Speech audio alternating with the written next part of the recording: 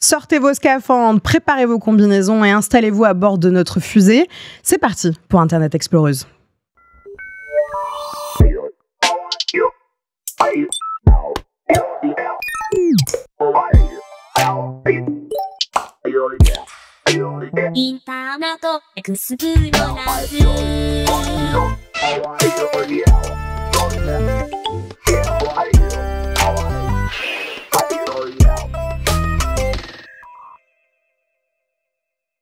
Bonjour et bienvenue à tous dans ce nouvel épisode des Internet Exploreuses, votre émission mensuelle des cultures numériques. C'est déjà le dernier épisode de la saison 2.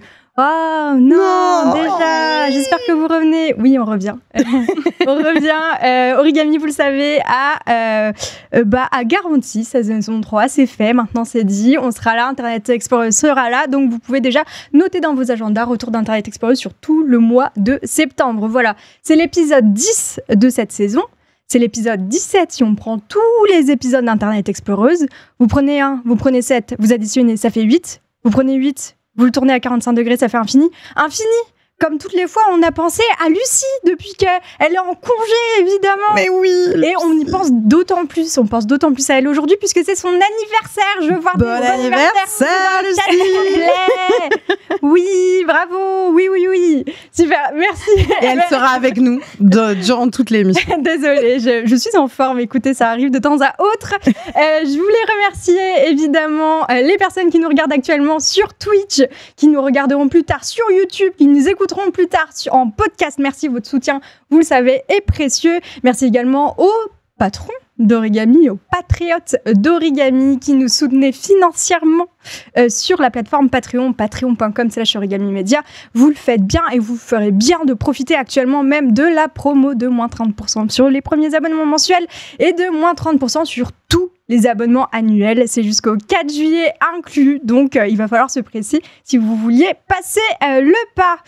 Donc dernier moment, il faut y aller. Merci également à toi, Pauline. Merci, Héloïse, comment tu vas? Ça va, c'est ta dernière avec nous aujourd'hui. Envie de clams, en fait. Vraiment. Oui, c'est la dernière parce que Lucie revient à la rentrée. Tout à fait. C'est trop bien qu'elle revienne. Je pense que Lucie, tu manques à tout le monde. Mais oui, c'est ma dernière pour Internet Exploreuse. Sniff, mais c'est la vie. On va essayer. Tous tes meilleurs sujets, évidemment. Oh oui, non, alors là, croyez-moi que je ne m'en vais pas sans faire quelques petites blagues. On parlera notamment, puisque c'est le meilleur sujet, de Patrick Fiori. Oui, voilà, évidemment. Vous savez très bien de quoi on va parler. Vous savez au fond de vous. Je voulais également remercier évidemment la modération qui est toujours présente sur ce chat et qui fait un travail formidable. Merci aussi à Sylvain. Quoi? Mais incroyable. Sylvain. Mais quoi?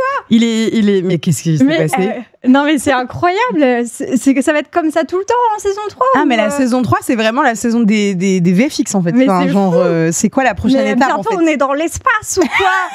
Il y a une personne qui est dans l'espace de temps à autre, au moins durant ses live Twitch. C'est notre invitée, Alice Thomas. Bonjour. Bonjour, merci beaucoup pour l'invitation. Merci à toi d'être venue. Donc, pour ceux qui ne te connaîtraient pas, tu es vulgarisatrice scientifique spécialisée du coup dans le spatial. Tu es également autrice et tu collabores assez fréquemment avec le CNES. Alors, pour ceux qui ne connaîtraient pas trop le CNES, est-ce que tu pourrais le présenter? Le CNES, c'est le Centre national des études spatiales. En gros, c'est la NASA, mais en France, c'est l'Agence spatiale française, tout simplement. Voilà, et ça claque. Et du coup, j'imagine que vous avez aussi les petits t-shirts et tout. Mais tu sais que j'étais exactement en train de penser à ça. Ouais. Alors, c'est pas aussi réputé que ceux de la NASA. On voit pas encore assez de t-shirts CNES dans la rue, malheureusement. Mais il y a une boutique qui existe, maboutique.cnes.fr. Désolé, je sais pas si c'est ok de faire de la pub ou pas. Mais, si vous voulez votre petit t-shirt. Voilà, il y a des polos, il y a des patchs, il y a des t-shirts, il y a de la gourde, des parapluies. Il y a des gourdes, je l'ai pas prise là. C'est la gourde de l'ESA. Ils vont faire la gueule si. C'est l'agence du coup spatiale. L'ESA, c'est l'agence spatiale européenne. Voilà, les deux travaillent ensemble. Et ça tombe bien que tu sois là, tiens, comme si on prévoyait bien nos invités, puisqu'aujourd'hui, on va vous parler d'astrocapitalisme. Mais non. Du marché de l'espace qui est conquis au fur et à mesure, petit à petit, mais sûrement par les milliardaires. Donc ça, c'est notre premier sujet. On vous parlera donc évidemment aussi de Patrick Fiori. On vous parlera aussi également du métier de vulgarisateur scientifique. scientifiques sur Internet, ce que ça suppose, etc. Et puis, on vous parlera de couture, d'aquarelle, de la Pride aussi, évidemment. Mais avant ça, on va parler du compte privé d'Alice.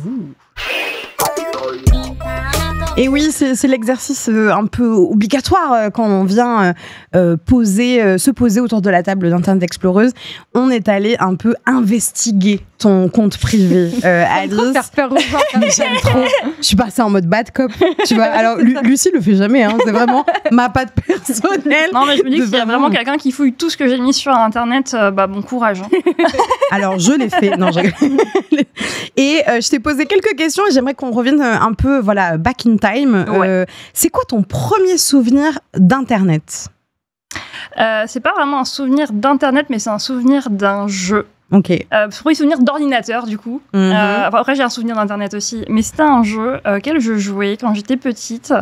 Quand j'étais en vacances chez la personne qui avait l'ordinateur. Je ne sais plus ce qu'il fallait faire. J'ai souvenir qu'il y avait des petites boules qui faisaient du bruit, mais je suis même pas... C'est genre un jeu éducatif Adibou-like ou même pas... J'en ai aucune idée. Je sais juste que quand on faisait bien le truc, ça faisait « tu te débrouilles bien !»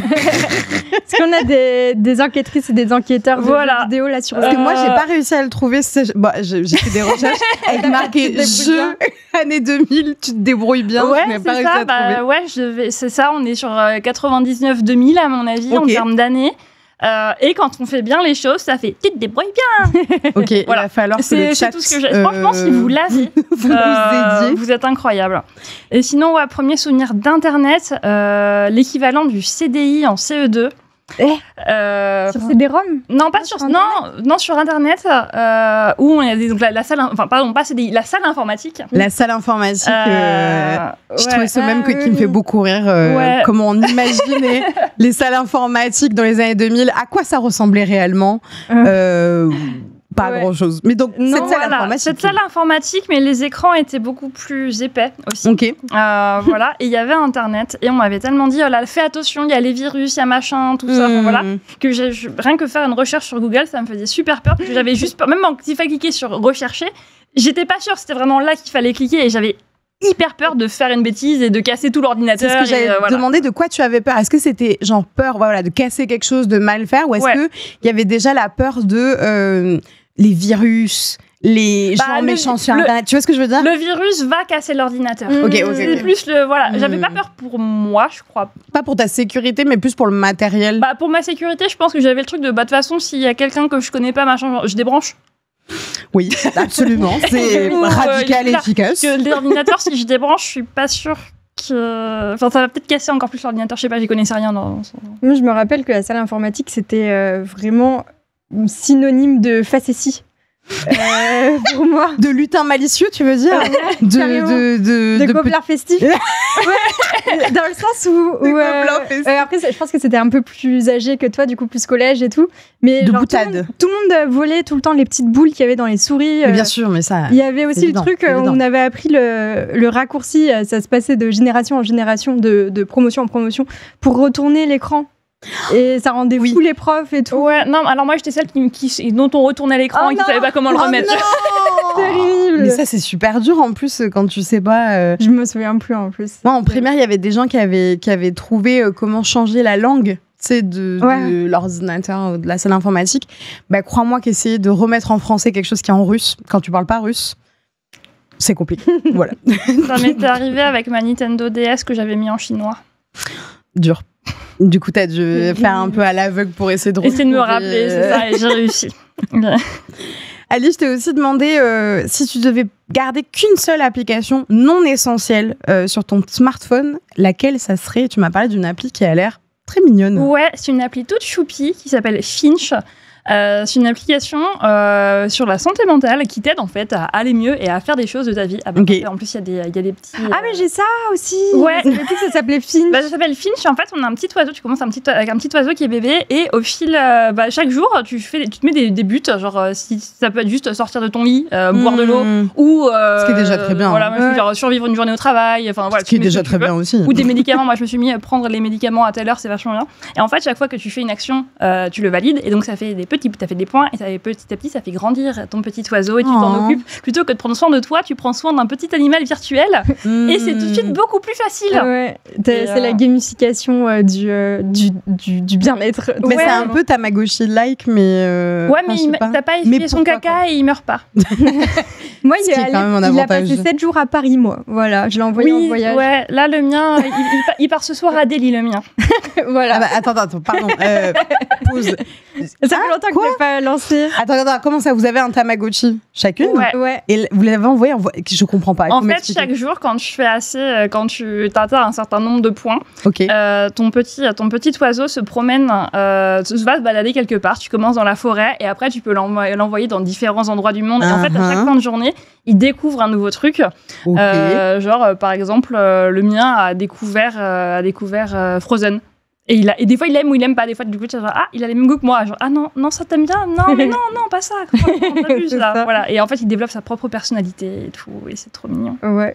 Voilà. C'est adorable. C'est adorable que vous ayez la même Il y a le truc un peu comme dans Duolingo et tout, de day streak et tout. Où tu dois du coup, tu dois être régulier. Ouais, voilà. Mais à partir du moment où tu lâches, en vrai, c'est... Puis tu peux le personnaliser, tu peux lui ajouter des petits vêtements. Il a ta chambre aussi que tu peux... Moi, je me suis fait... Au début, j'étais partie de Thème Espace, parce que forcément, il y a des fusées, j'étais trop contente.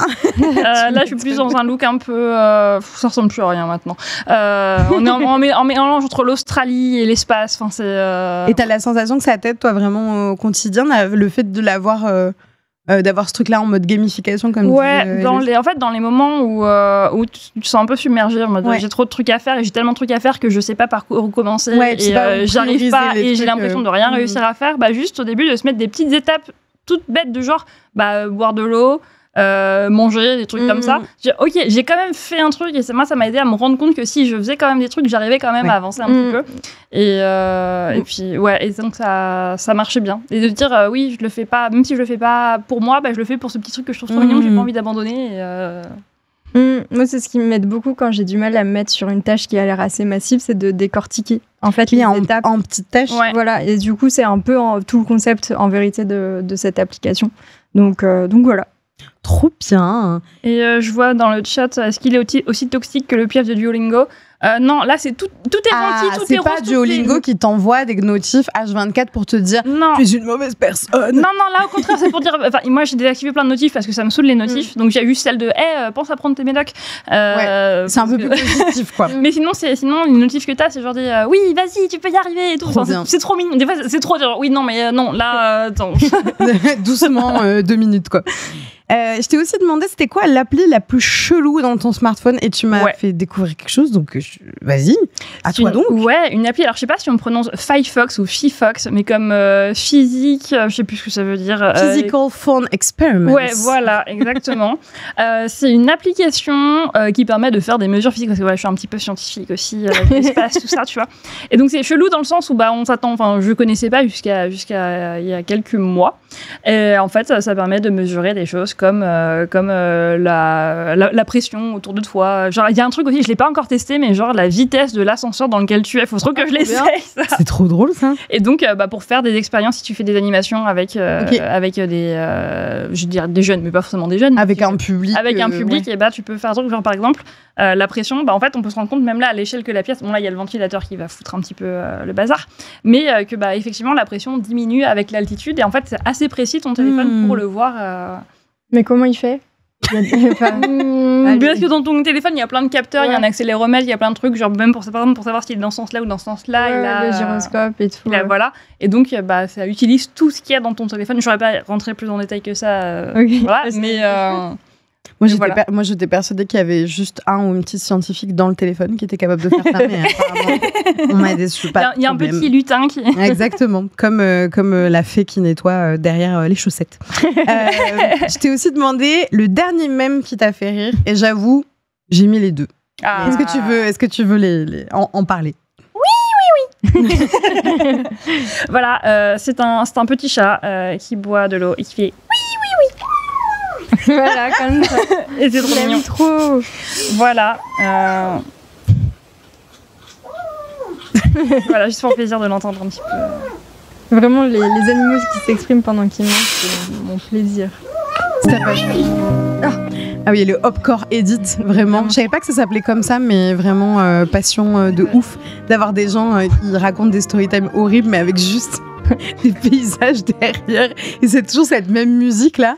Et ça m'éclate. Il y a un truc que j'adore aussi, c'est les gens qui font des remixes à partir de trucs comme ça, des remixes techno, n'importe quoi et tout. Et justement, le deuxième que j'aime beaucoup, que j'ai très fort dans mon cœur, c'est le petit oiseau qui fait cookie, cookie.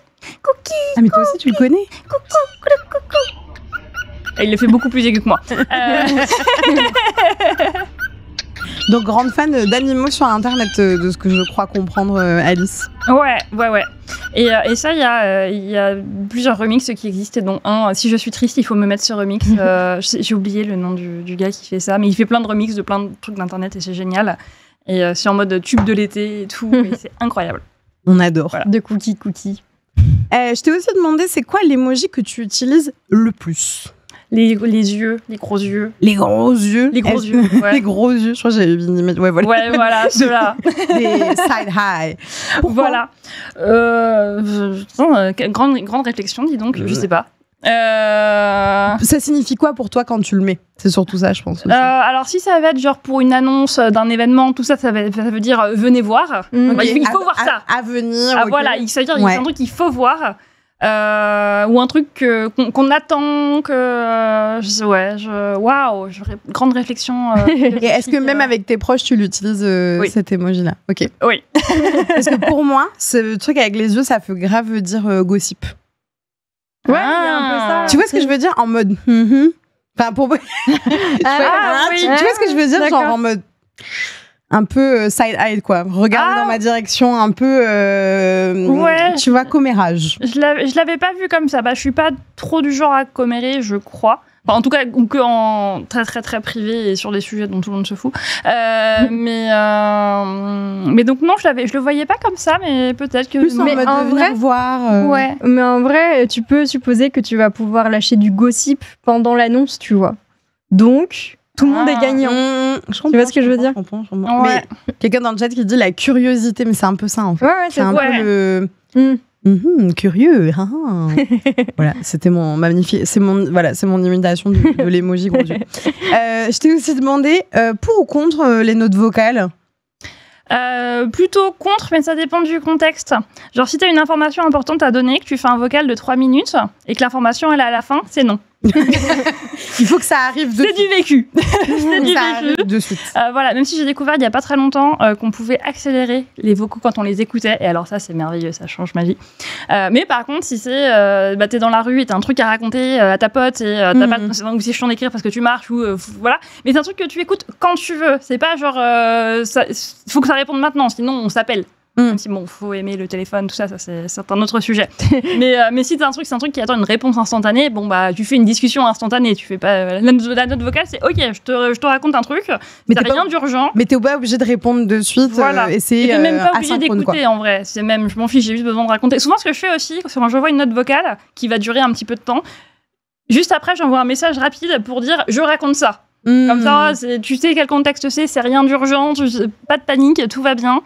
Moi, je fais beaucoup ça aussi quand j'envoie parce que j'ai tendance à beaucoup parler. Du coup, mes notes vocales, souvent, elles sont très longues. Et des fois, je mets un message derrière en disant rien d'important, rien d'urgent, pas obligé de répondre, ou pas maintenant, enfin, genre, voilà. Plus tard, et juste pour dire à la personne, c'est chill. C'est voilà. chill, c'est pas urgent. Je te raconte une anecdote de ce qui vient se passer là dans la rue il y a 5 minutes, parce que j'ai besoin d'en parler à quelqu'un, mais on en parle la prochaine fois qu'on se voit, c'est ok. Tu vas pas être en mode pourquoi personne n'a écouté mon vocal. Voilà. Il y a un truc qui est chouette, mais je crois que j'en ai déjà parlé dans la dernière émission, donc c'est terrible. Dis-moi. Mais du coup, je te le dis. Sur mon téléphone, mais c'est seulement du coup dans les messages. Oui, j'en ai parlé. Il y a une transcription textuelle des vocaux. Oui, j'ai vu. Je sais plus où est-ce que j'ai vu ça. Quel plaisir. Des fois, ça transcrit n'importe quoi. Si t'as pas le petit, oui. Mais si t'as pas le mémo, genre c'est urgent, pas urgent.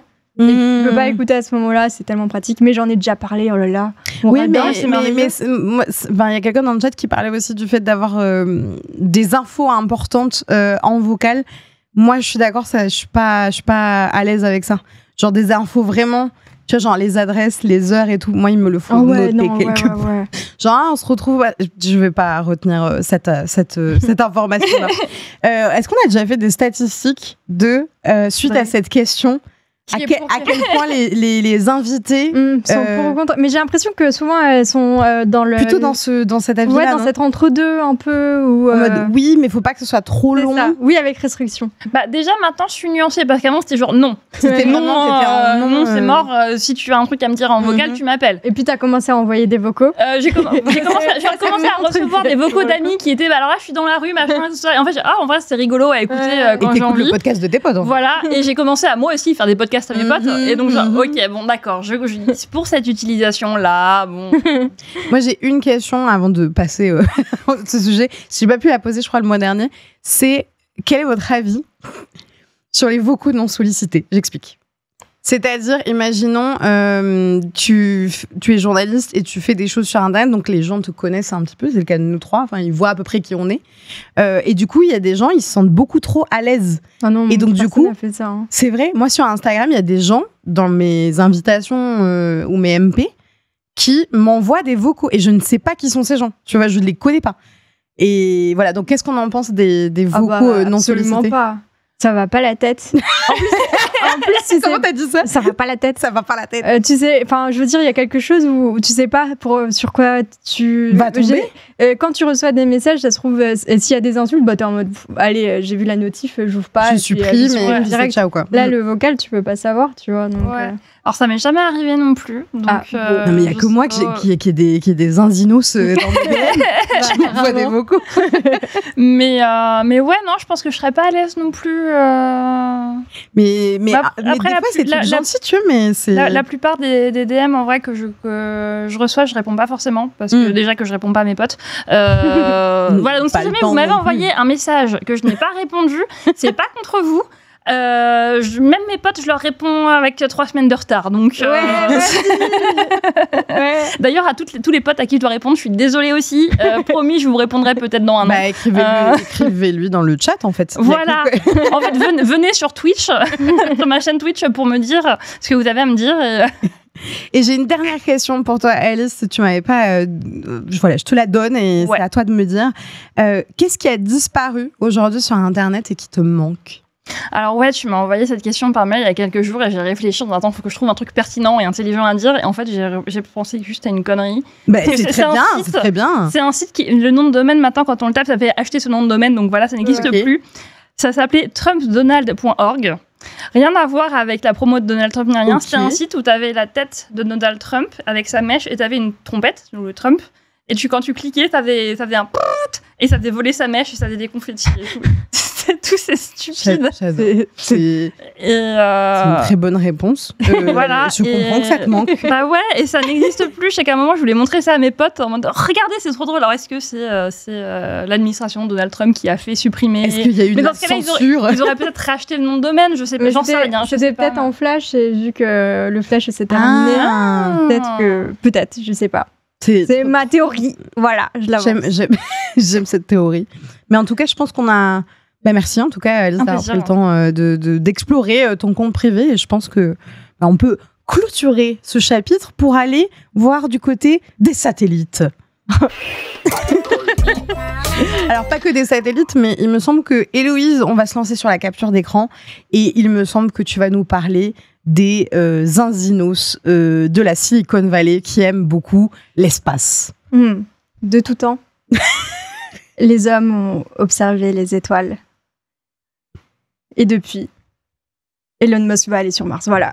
Depuis quelques années, on voit des milliardaires s'efforcer à conquérir l'espace. Il y a Musk, évidemment, vous le connaissez, hein, le patron notamment de X depuis quelques années maintenant, et son entreprise Starlink, SpaceX, qui ambitionne d'envoyer l'homme sur Mars. Il y a Jeff Bezos aussi, le patron d'Amazon et sa société Blue Origin, et dans une moindre mesure, vraiment moins dans une conquête spatiale que dans une conquête du marché spatial. On a aussi Meta et Alphabet Google. Tout ça ça s'effectue dans un contexte d'effervescence globalisée, avec le projet Artemis de l'agence spatiale américaine, la NASA, qui ambitionne de ramener l'homme sur la Lune, et pour y rester un moment cette fois, et des velléités de tourisme spatial pour des personnes farcinées en mal de sensations fortes. Voilà. Rien dire. Mais on en parlera. On en parlera. Ok, d'accord. Je me retiens alors. Donc, à bien des égards, après Internet, l'espace semble être devenu le nouveau terrain de jeu des géants de la tech et du numérique. Mais pourquoi ces investissements et quelles conséquences cette conquête de l'espace par les GAFAM a-t-elle déjà et aura-t-elle à l'avenir ? Ça, c'était ma question que je me suis posée tout ce mois-ci. Et pour essayer de répondre à tout ça, on pourrait commencer déjà par un exercice très scolaire, définir les forces en présence. On peut déjà évoquer, du coup, comme je vous le disais, Blue Origin, une société créée par Jeff Bezos, patron d'Amazon. Je m'excuse d'avance pour les personnes qui nous regardent. On va avoir beaucoup de photos de Jeff Bezos et d'Elon Musk dans Trigger warning. Tout à fait. Trigger warning, Musk et Bezos. Voilà. L'audio only, si jamais. On peut aussi naturellement parler de SpaceX, lancé par Elon Musk, patron de X Twitter. Mais qu'est-ce que ces deux sociétés ont en commun ? Bon, déjà, c'est des sociétés qui ont été fondées dans l'optique de réduire les coûts d'accès au voyage spatial. Ensuite, c'est des projets qui sont liés à d'autres projets, pour le coup, d'Internet par satellite, du nom de Kuiper côté Amazon et du nom de Starlink versant SpaceX. Ensuite, c'est des sociétés qui sont détenues par des gens complètement mégalos. Voilà, qu'on pose comme ça, on le met comme ça sur la table. Et surtout, c'est des sociétés qui ont été fondées au tout début des années 2000. Alors, qu'est-ce qui se passe ? Alors, voilà, je vous ai fait un cadeau. Ici, c'est le lancement du coup de SpaceX en 2002. Pourquoi il y a des mariages ? Je sais pas. On voit un jeune Elon Musk qui a l'air de s'enjailler comme jamais. Mais donc, c'était cadeau. Voilà, c'est l'ambiance en 2002. J'ai tellement de questions et peu de réponses. Oui, je vais t'en apporter quelques-unes, mais je peux pas tout expliquer, Pauline. C'est pas possible. Donc, le début des années 2000, c'est très important de se pencher dessus pour essayer de comprendre pourquoi est-ce que on a tout ce marché des industries spatiales maintenant privées. Car si les investissements privés, ils ont toujours existé dans l'industrie spatiale, l'entrée dans le 21e siècle, il va constituer un tournant dans la privatisation de ces activités. L'espace devient un marché comme un autre et c'est ce qu'on appelle l'astrocapitalisme.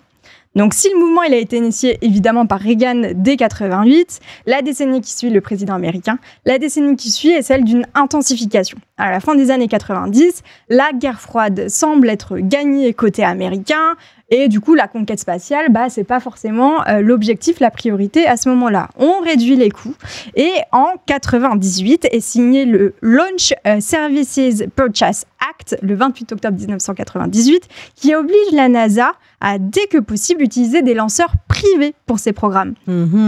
Parallèlement, donc on est dans le tournant du 21e siècle, on a Musk qui vend sa plateforme de paiement PayPal à eBay, j'ai une petite photo aussi pour vous montrer, pour 1,5 milliard de dollars. Donc voilà, il embauche quand même un petit pactole.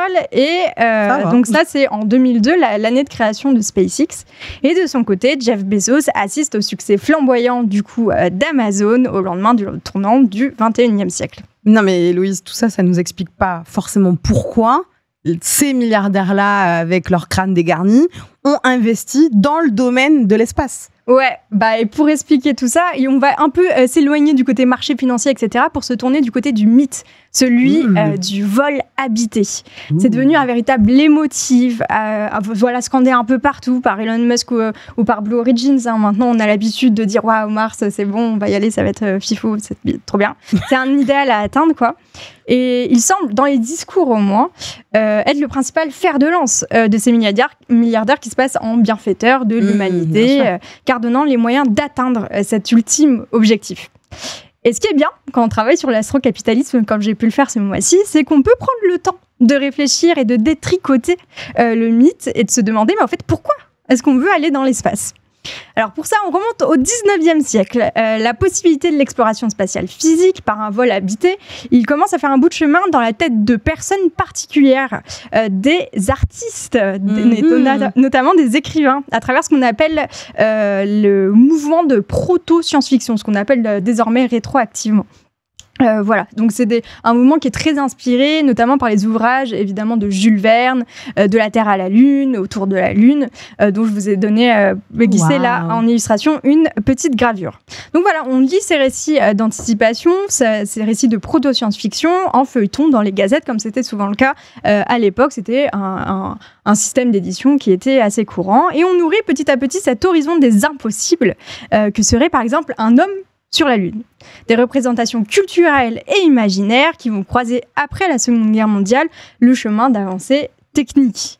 Ça, c'est Irénée Regnault qui m'en a parlé. Il est chercheur en sociologie à l'EHESS INSA et il est spécialisé dans les questions éthiques autour de l'IA dans les milieux économiques, mais aussi dans les politiques spatiales dans leurs composantes socio-historiques. Il a notamment coécrit cet ouvrage, Une histoire de la conquête spatiale des fusées nazies aux astrocapitalistes du New Space. Des fusées nazies ? Tout à fait, il va nous expliquer. Okay, il m'a expliqué comment, du coup, justement, la Seconde Guerre mondiale constituait un tournant dans ce mythe. On a commencé à fabriquer des missiles qui sont devenus des fusées, d'abord en Allemagne nazie. Enfin, il y en avait avant, mais disons que le tournant industriel se passe vraiment là. Et il y a eu un effort de propagande assez important de personnes qui pensaient qu'il fallait envoyer des humains. Ça n'a pas du tout été une évidence au début. Fallait quand même se dire qu'on allait envoyer des humains au bout d'un missile. Enfin, c'est une explosion contrôlée, un missile. Donc c'est quand même une explosion, c'est très dangereux.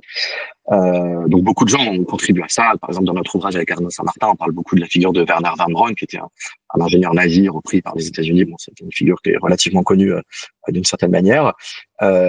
Après, la décision d'aller sur la Lune, c'est aussi un peu historiquement, quand on regarde l'histoire de la décision du programme Apollo dans les écrits des historiens comme John Langsdon, par exemple, c'est un peu un hasard. Kennedy, il voulait pas vraiment y aller, ça l'intéressait pas trop. Puis bon, finalement, la décision est prise pour des tas de raisons, de puissance symbolique, etc., de représentation de la puissance technologique. Mais ça s'affaisse très vite. Au bout de 10 ans, ça s'affaisse. Mais ça vous crée quand même. Je pourrais pas le dire en peu de mots, donc il faudrait complexifier. Mais ce qui est intéressant, je pense qu'on doit garder qu'un seul truc, c'est que peu importe finalement comment la décision est prise dans les années 60, elle est prise. Et elle constitue une partie de l'industrie astronautique américaine orientée vers le vol habité, c'est-à-dire des bases de lancement, des centres d'entraînement, des sous-traitants en cascade pour faire les systèmes de survie, etc. Et c'est beaucoup d'emplois, en fait. Et donc, cette industrie est devenue complètement hypertrophiée. La NASA aussi, et va avoir à cœur dans les années qui vont suivre à travers tout un tas de stratégies, de maintenir l'intérêt pour le vol habité. Avec des effets de réussite ou d'échec. On va avoir une période navette, ensuite on va avoir tout un tas de plans qui vont aller vendre l'idée qu'on va retourner sur Mars, il y en aura dans les années 90, dans les années 2000 ou autour de Mars, qui vont tous plus ou moins péricliter parce que ça coûte très cher. Et comme on dit dans le milieu, Mars, c'est toujours pour dans 20 ans, et d'une certaine manière, c'est encore le cas. Donc, voilà, une culture qui habite sans aucun doute les esprits de Bezos et de Musk, biberonnés et encensés par les discours assez virilistes de la conquête de l'Ouest, de l'Ouest sauvage et de la colonisation. Mais alors, est-ce qu'on peut justifier ces ambitions seulement au prisme de ce mythe ? J'ai posé la question, encore une fois, à Irénée Regnault. Il y a cette idée-là, c'est l'idée de jouer sur les mythes états-uniens, comme celui de la conquête, les étendues sauvages où il n'y a personne à conquérir, etc., qui repose elle-même sur des bases de lancement au Texas, à Boca Chica, où là, il y avait quand même des natifs américains qui ont dû être expropriés. Donc, c'est toujours un petit peu délicat, cette logique coloniale. Donc, ça, c'est le discours. Après, les intérêts, c'est que ce discours permet aussi de maintenir une croyance qui elle-même permet en partie de lever des fonds. Vous avez, par exemple, le réseau de télécommunications en orbite basse Starlink, donc 8000 satellites aujourd'hui en orbite basse, 12 000 puis 42 000 à moyen et long terme, par la société Starlink donc d'Elon Musk. Il est écrit dans les statuts que le but, c'est d'être une machine à cash pour la conquête de Mars. Et il l'a dit encore récemment, d'ailleurs, aussi. C'est un discours qui revient souvent. Pour autant, les intérêts bassement pécuniers sont aussi d'avoir des contrats fédéraux, tout simplement. Et ça n'étonne personne. Et c'est un peu un secret de polichinelle. Tout le monde sait très bien que Musk n'existerait pas sans les contrats fédéraux.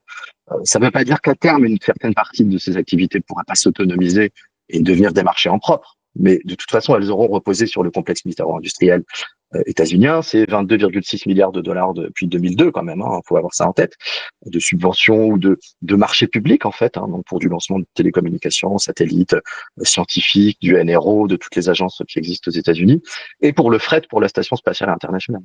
Donc c'est ça qui est un peu paradoxal dans l'astrocapitalisme, c'est qu'il est quand même sous perfusion publique. bon, on en rigole un peu avec mon collègue Arnaud Saint-Martin, mais c'est du moins un astrossocialisme en fait. Hein. En tout cas, c'est une économie qui est largement planifiée et exécutée par l'État fédéral, qui a la main sur les budgets, qui a la main sur les lancements, qui a la main sur les régulations, qui est responsable quand il y a quelque chose qui ne se passe pas bien, puisque ça, c'est le droit spatial. Voilà, des sociétés sous perfusion, mais dont les effets sont bien plus solides et de nombreuses natures en plus de cela. Je vous ai surtout parlé des activités relatives au vol habité, mais ces sociétés, c'est beaucoup plus large que ça. En témoigne ce que citait évidemment Irénée Regnault, les satellites Starlink, lancés par la société SpaceX. Je vous ai donné une petite photographie là à l'image. Donc ceux-ci vont avoir pour objectif de fournir un accès à Internet, non pas par les câbles sous-marins qui constitue aujourd'hui 98% du flux d'informations, mais par une connexion à des petits satellites moins lourds et moins grands qu'une voiture, pour vous donner une petite idée, qui vont être situés à une orbite basse, entre 300 et 500 km d'altitude. Et l'objectif affiché, c'est de pouvoir fournir une couverture Internet partout sur Terre, même dans les espaces les plus isolés. Là, je vous parle de Starlink, mais c'est loin d'être la seule société à s'être saisie du sujet, même si c'est largement la plus active. Il y a Kuiper aussi pour Amazon, OneWeb côté européen. Il y a une société toulousaine du nom de Lookup Space. C'est chez moi. Voilà, représente, c'est pour ça que j'ai précisé toulousaine d'ailleurs, qui comptabilisait donc on voit Kuiper à l'écran, qui comptabilisait en juin de l'année dernière plus de 10 000 satellites actifs en orbite, dont les 2/3 appartiennent à Starlink.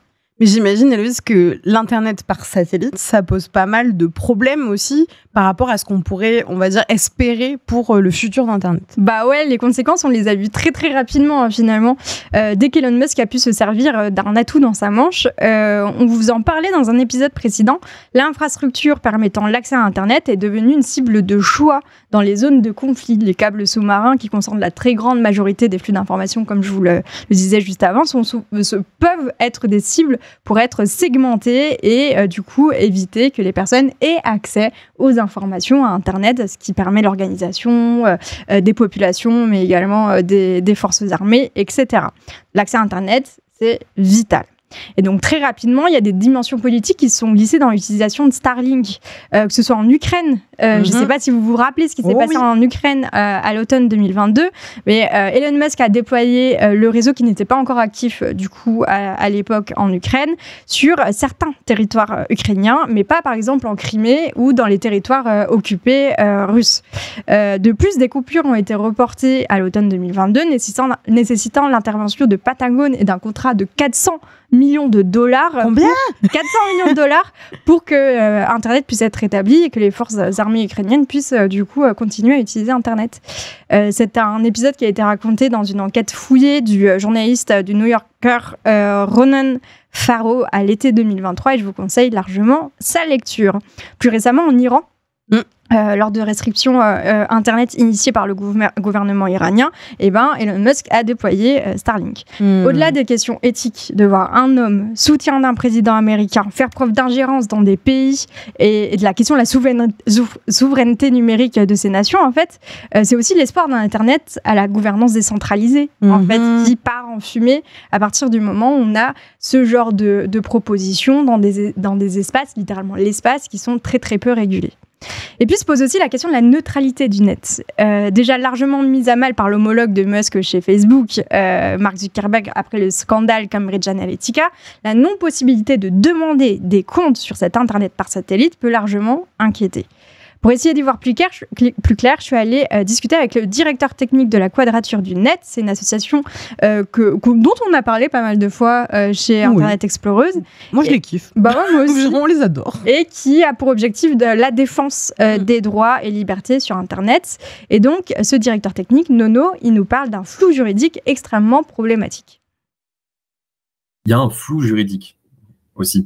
C'est-à-dire que si tu es un abonné français et que tu utilises le réseau Starlink, a priori, aujourd'hui, ça passe à travers Starlink Europe, donc il y a quand même l'obligation de la neutralité du net, mais en vrai, la maison mère, c'est Starlink LCC américaine, quoi. Donc, il n'y a pas forcément, on va dire, le cadre légal autour de ça. On n'est pas trop sûr exactement de comment le régulateur va se positionner là-dessus. Il y a aussi des concurrences européennes qui sont en projet, qui se discutent, etc. Je crois que ça s'appelle Eurotelsat ou Eurosat ou un truc comme ça. Donc, à voir un peu comment ça se passe. Et ensuite, derrière, il y a juste le coût faramineux que ça représente une telle infrastructure. On a vu les prix des abonnements exploser. On était autour de, je crois, 50 € au début. Maintenant, on n'est pas loin du double.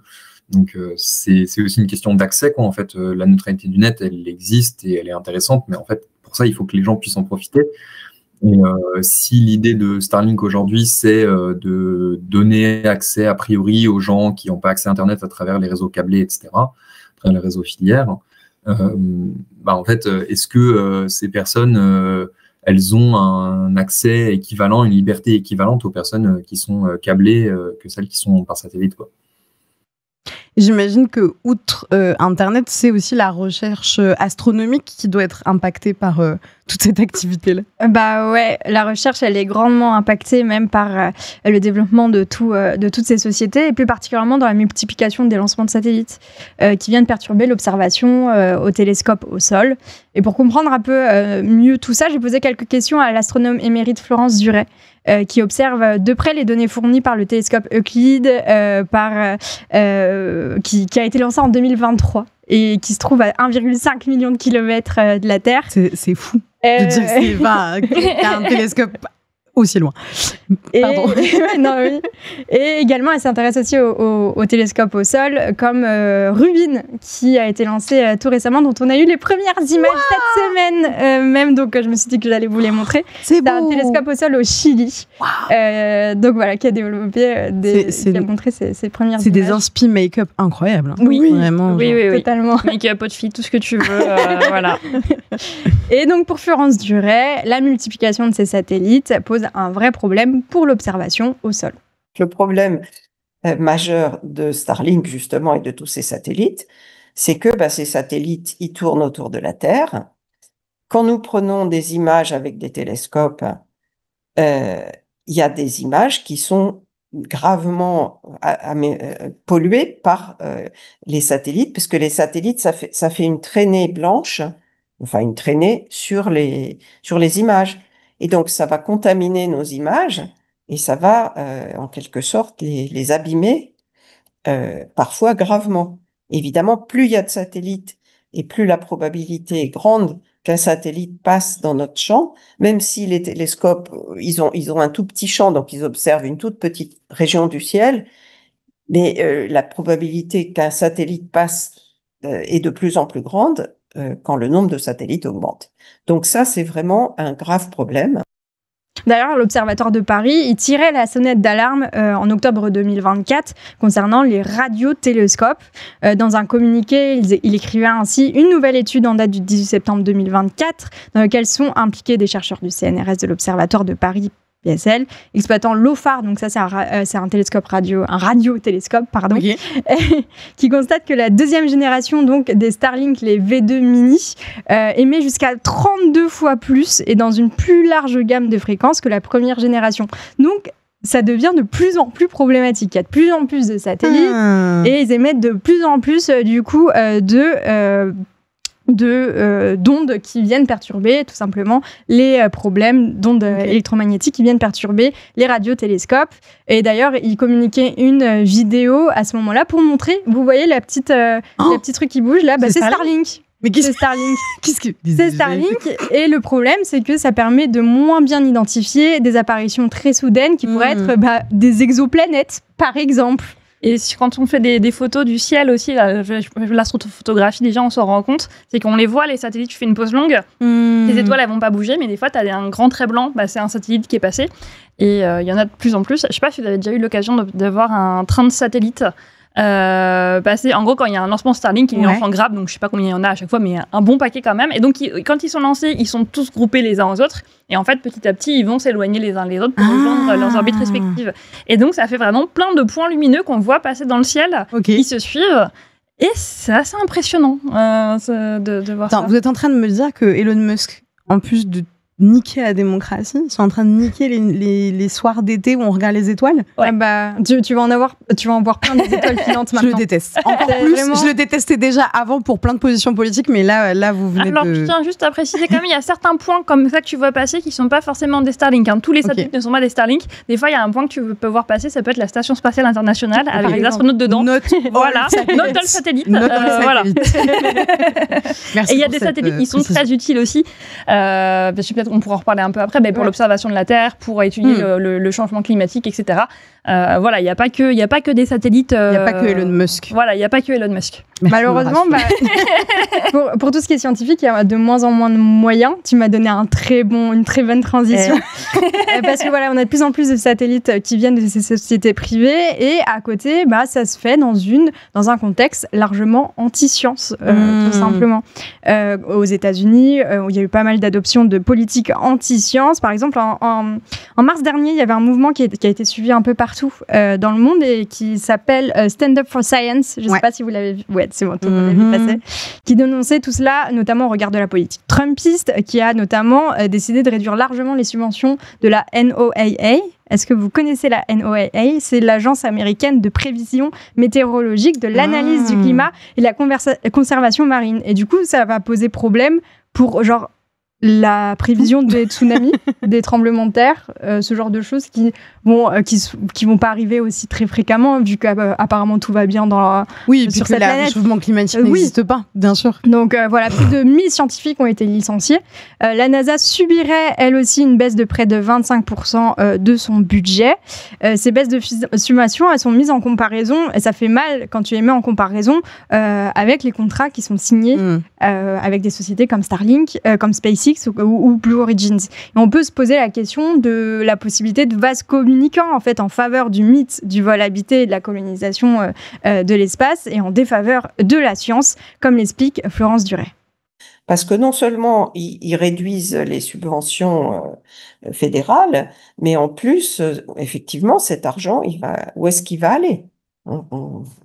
Alors bon, on n'en sait rien et on n'est pas consulté là-dessus, malheureusement, mais est-ce qu'il va aller à augmenter le budget militaire? Probablement, malheureusement.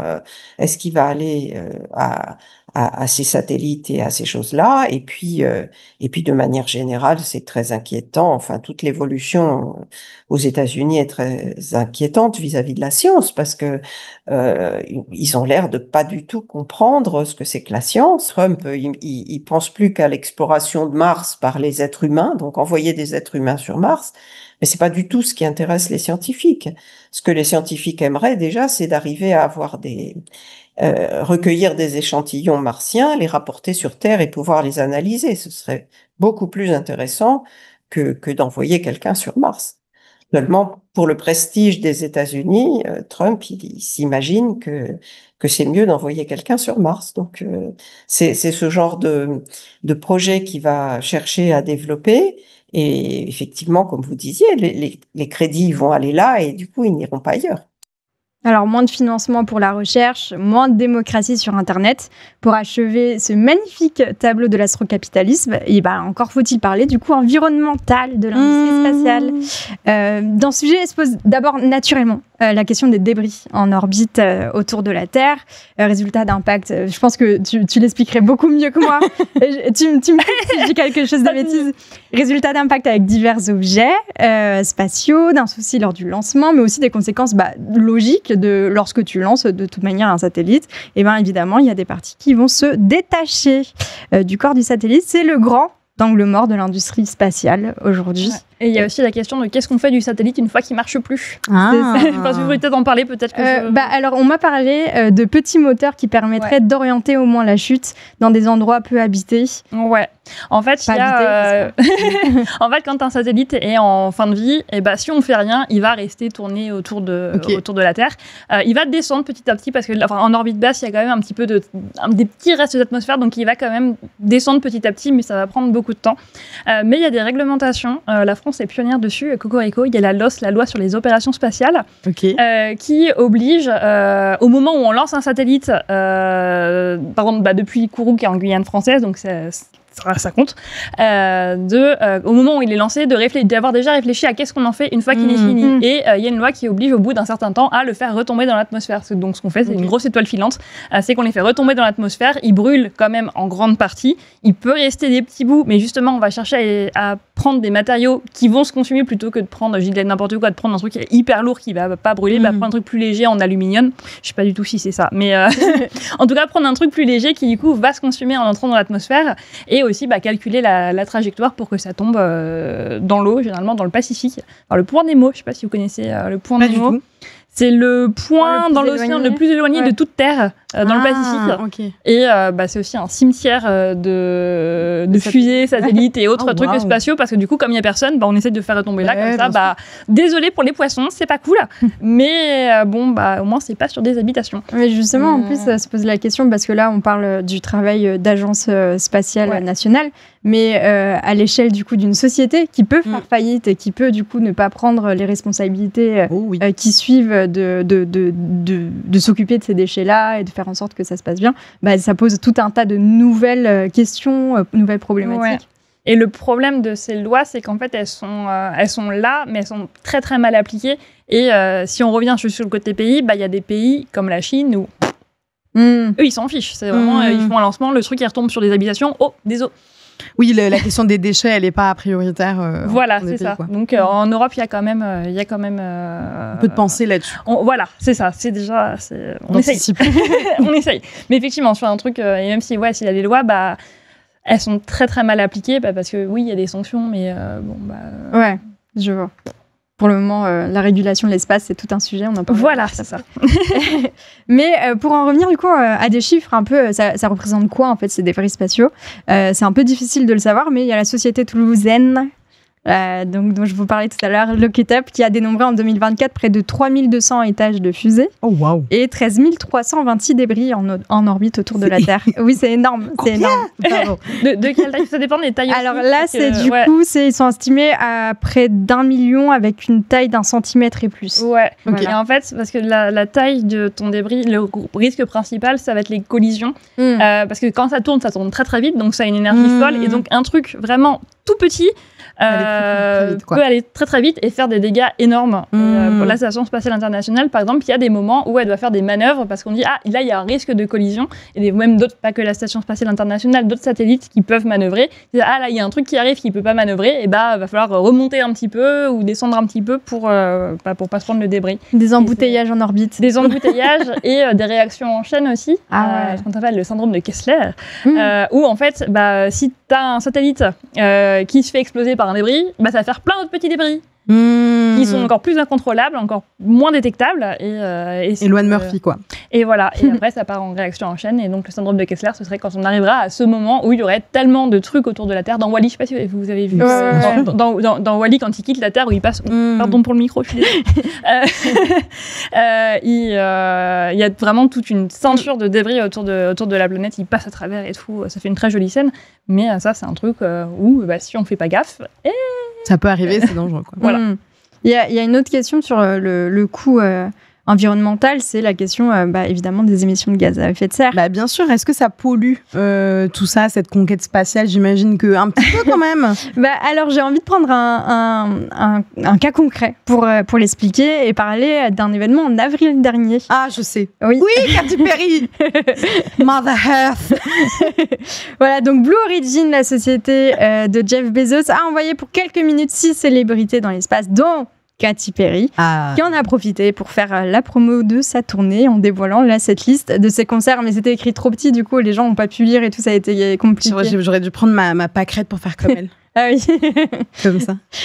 Libération s'est intéressé au coût carbone de cette escapade et a chiffré à 15 tonnes de CO2 pour la seule chanteuse, soit l'équivalent de 8 années de vie.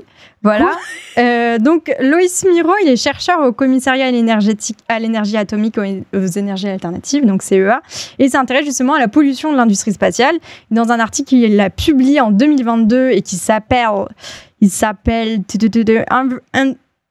Environmental Limits to the Space Vector Growth. Waouh. Je l'ai. Trop forte. Il explique que là je le cite, la quantité de matière émise par les à peu près 100 fusées lancées chaque année est d'environ 40 000 tonnes, soit seulement 0,01% du carburant brûlé par le secteur aérien mondial.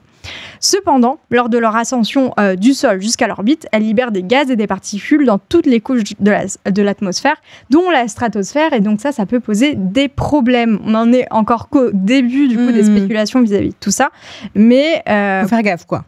C'est un truc auquel il faut se préoccuper, quoi. Il faut faire des recherches pour comprendre ce qui va se passer plus largement, je pense. Et il y a le côté aller dans l'espace, ouais, mais pour faire quoi? Parce qu'effectivement, aller pour faire plaisir à des milliardaires, alors, il y a le côté, oui, ça met des étoiles dans les yeux, on se dit, peut-être que moi aussi, qui ne suis absolument pas astronaute et scientifique, peut-être qu'un jour, je pourrais être dans l'espace. Oui, bon, après, on va pas se mentir, si moi, on me proposait de le faire, ouais, je sais, ça pollue et tout, je dis oui quand même. Je travaille ma com derrière parce que voilà. Mais voilà, ça reste un truc vraiment que j'ai vraiment depuis gamine, qui reste mon rêve depuis. Je pense que je pleure si je fais ça. Mais il y aurait un message derrière. Et quand je dis un message, c'est pas juste la Terre sent bon. Enfin, je sais plus. Elle a dit la Terre est tellement petite et fragile vu d'ici. mais plus sur le pourquoi de l'espace. Il y a eu beaucoup de critiques sur ce lancement. Petite parenthèse féministe aussi au passage. On a beaucoup entendu parler de celui-là parce qu'il y avait Katy Perry et 5 autres femmes, donc un lancement exclusivement féminin. Sauf qu'il y a plein d'autres lancements de ce type où il y a une femme ou deux, mais principalement des hommes. Et bizarrement, eux, ils s'en prennent pas plein la gueule.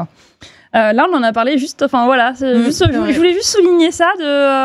Katy Perry s'en est pris un peu plus. Voilà. Alors, on peut comprendre le pourquoi, les reproches qu'on fait à tout ça, mais pourquoi on fait pas les mêmes reproches aux hommes qui font je pense que c'est parce que celui-là était particulièrement médiatisé, tout simplement. Je pense que c'est parce que ça a été très médiatisé, que c'était un peu genre des rostas. Voilà, il y a un petit truc que je trouve intéressant à souligner, et je voulais dire autre chose, mais je sais plus. Qu'est-ce que je voulais dire? Je sais plus. C'est pas grave, ça reviendra plus tard. Je voulais laisser la parole à Nono de la Quadrature du Net, du coup, qui juge, lui, le coût écologique aberrant. Il est aberrant. En fait, il est aberrant au regard des conséquences que ça a, très directement déjà sur les écosystèmes, non seulement autour des lanceurs, autour des astroports, mais plus généralement sur toute la chaîne de production. On parle par exemple sur les carburants qui sont utilisés dans les fusées, c'est des choses qui sont extrêmement toxiques. Même juste le méthane, c'est un gaz du coup qui est en partie utilisé dans les lanceurs, qui est extrêmement, qui a un effet de serre extrêmement fort. Enfin déjà juste sur le côté on va lancer des fusées, c'est extrêmement polluant. Et ensuite derrière, même si a priori nous on voit la Lune, Mars, etc. comme des cailloux, quoi, des coquilles qui se baladent dans l'espace. En fait, faut pas oublier que l'espace c'est un bien commun, qu'il y a a priori ça a été un peu modifié par les accords Artemis, mais a priori l'idée c'est que ça ne peut pas être privatisé. C'est un bien commun, quoi. Et enfin, si avec tout l'argent qu'on met dedans, avec toute la pollution que ça crée, avec tous les désastres sociaux, écologiques qu'il y a, la seule débouchée, c'est qu'on a fait le tourisme pour des stars. En fait, c'est quoi l'idée derrière? À quel moment est-ce qu'on dit stop en fait à ce genre de choses? Si c'est la volonté pour des investisseurs de trouver de nouvelles débouchés, de trouver un endroit où mettre leur argent, la sécurité sociale serait bien aise de les entendre, quoi. Alors, qu'est-ce qu'on fait une fois que tout ça a été dit? Irénée Regnault, qu'on a entendu en début de chronique, qui est chercheur en sociologie à l'EHESS, il appelle à voter tout simplement pour des partis qui tentent de ralentir cette mainmise de cette multinationale sur l'espace. Pour Florence Duret, astronome émérite, elle espère un essoufflement peut-être commercial qui permettrait tout simplement de faire en sorte que les chercheurs et chercheuses puissent faire leur travail convenablement sans être obstrués, sans que le ciel soit obstrué par ces satellites.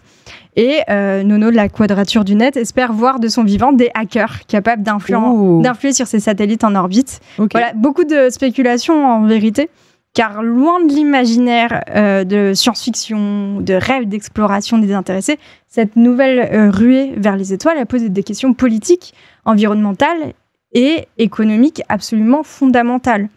Mais la plus importante des questions, ça reste probablement de savoir s'il est encore temps d'imaginer un espace partagé, ouvert régulée dans l'intérêt de toutes et tous, avant que ces géants du numérique ne capturent l'espace comme ils ont capturé le web.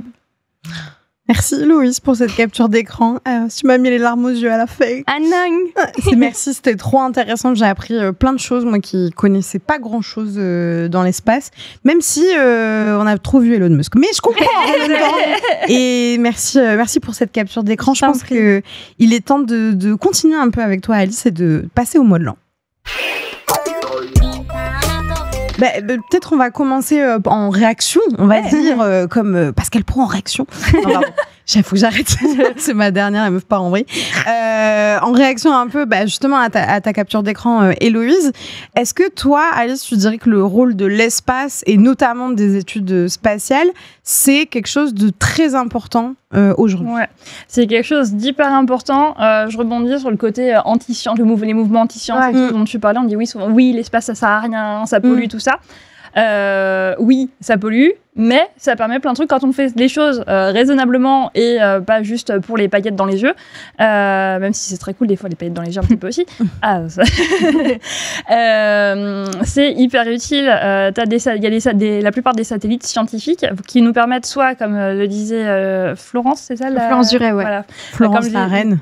Voilà, c'est Queen. Merci encore pour d'observer l'espace, de mieux comprendre ce qui se passe. Tu parlais de Euclide tout à l'heure, qui est un télescope spatial qui observe l'univers. Il y a Webb comme ça aussi. Enfin voilà, on peut les satellites nous servent à mieux comprendre, à faire avancer la science. Euclide, du coup, il est spécialisé, et tu me dis, tu m'arrêtes si je me trompe, mais c'est incroyable, sur plutôt du coup l'expansion de l'univers et l'énergie noire. C'est ça, Euclide. C'est dont j'ai parlé à un moment dans un... Tout est lié. Vraiment, Euclide, il cartographie le plus grand nombre de galaxies possibles pour voir comment elles se comportent, comment elles bougent et tout, et pour essayer de mieux comprendre effectivement cette expansion de l'univers. Et il fait des images qui sont magnifiques, qui sont disponibles gratuitement sur le site de l'Agence spatiale européenne.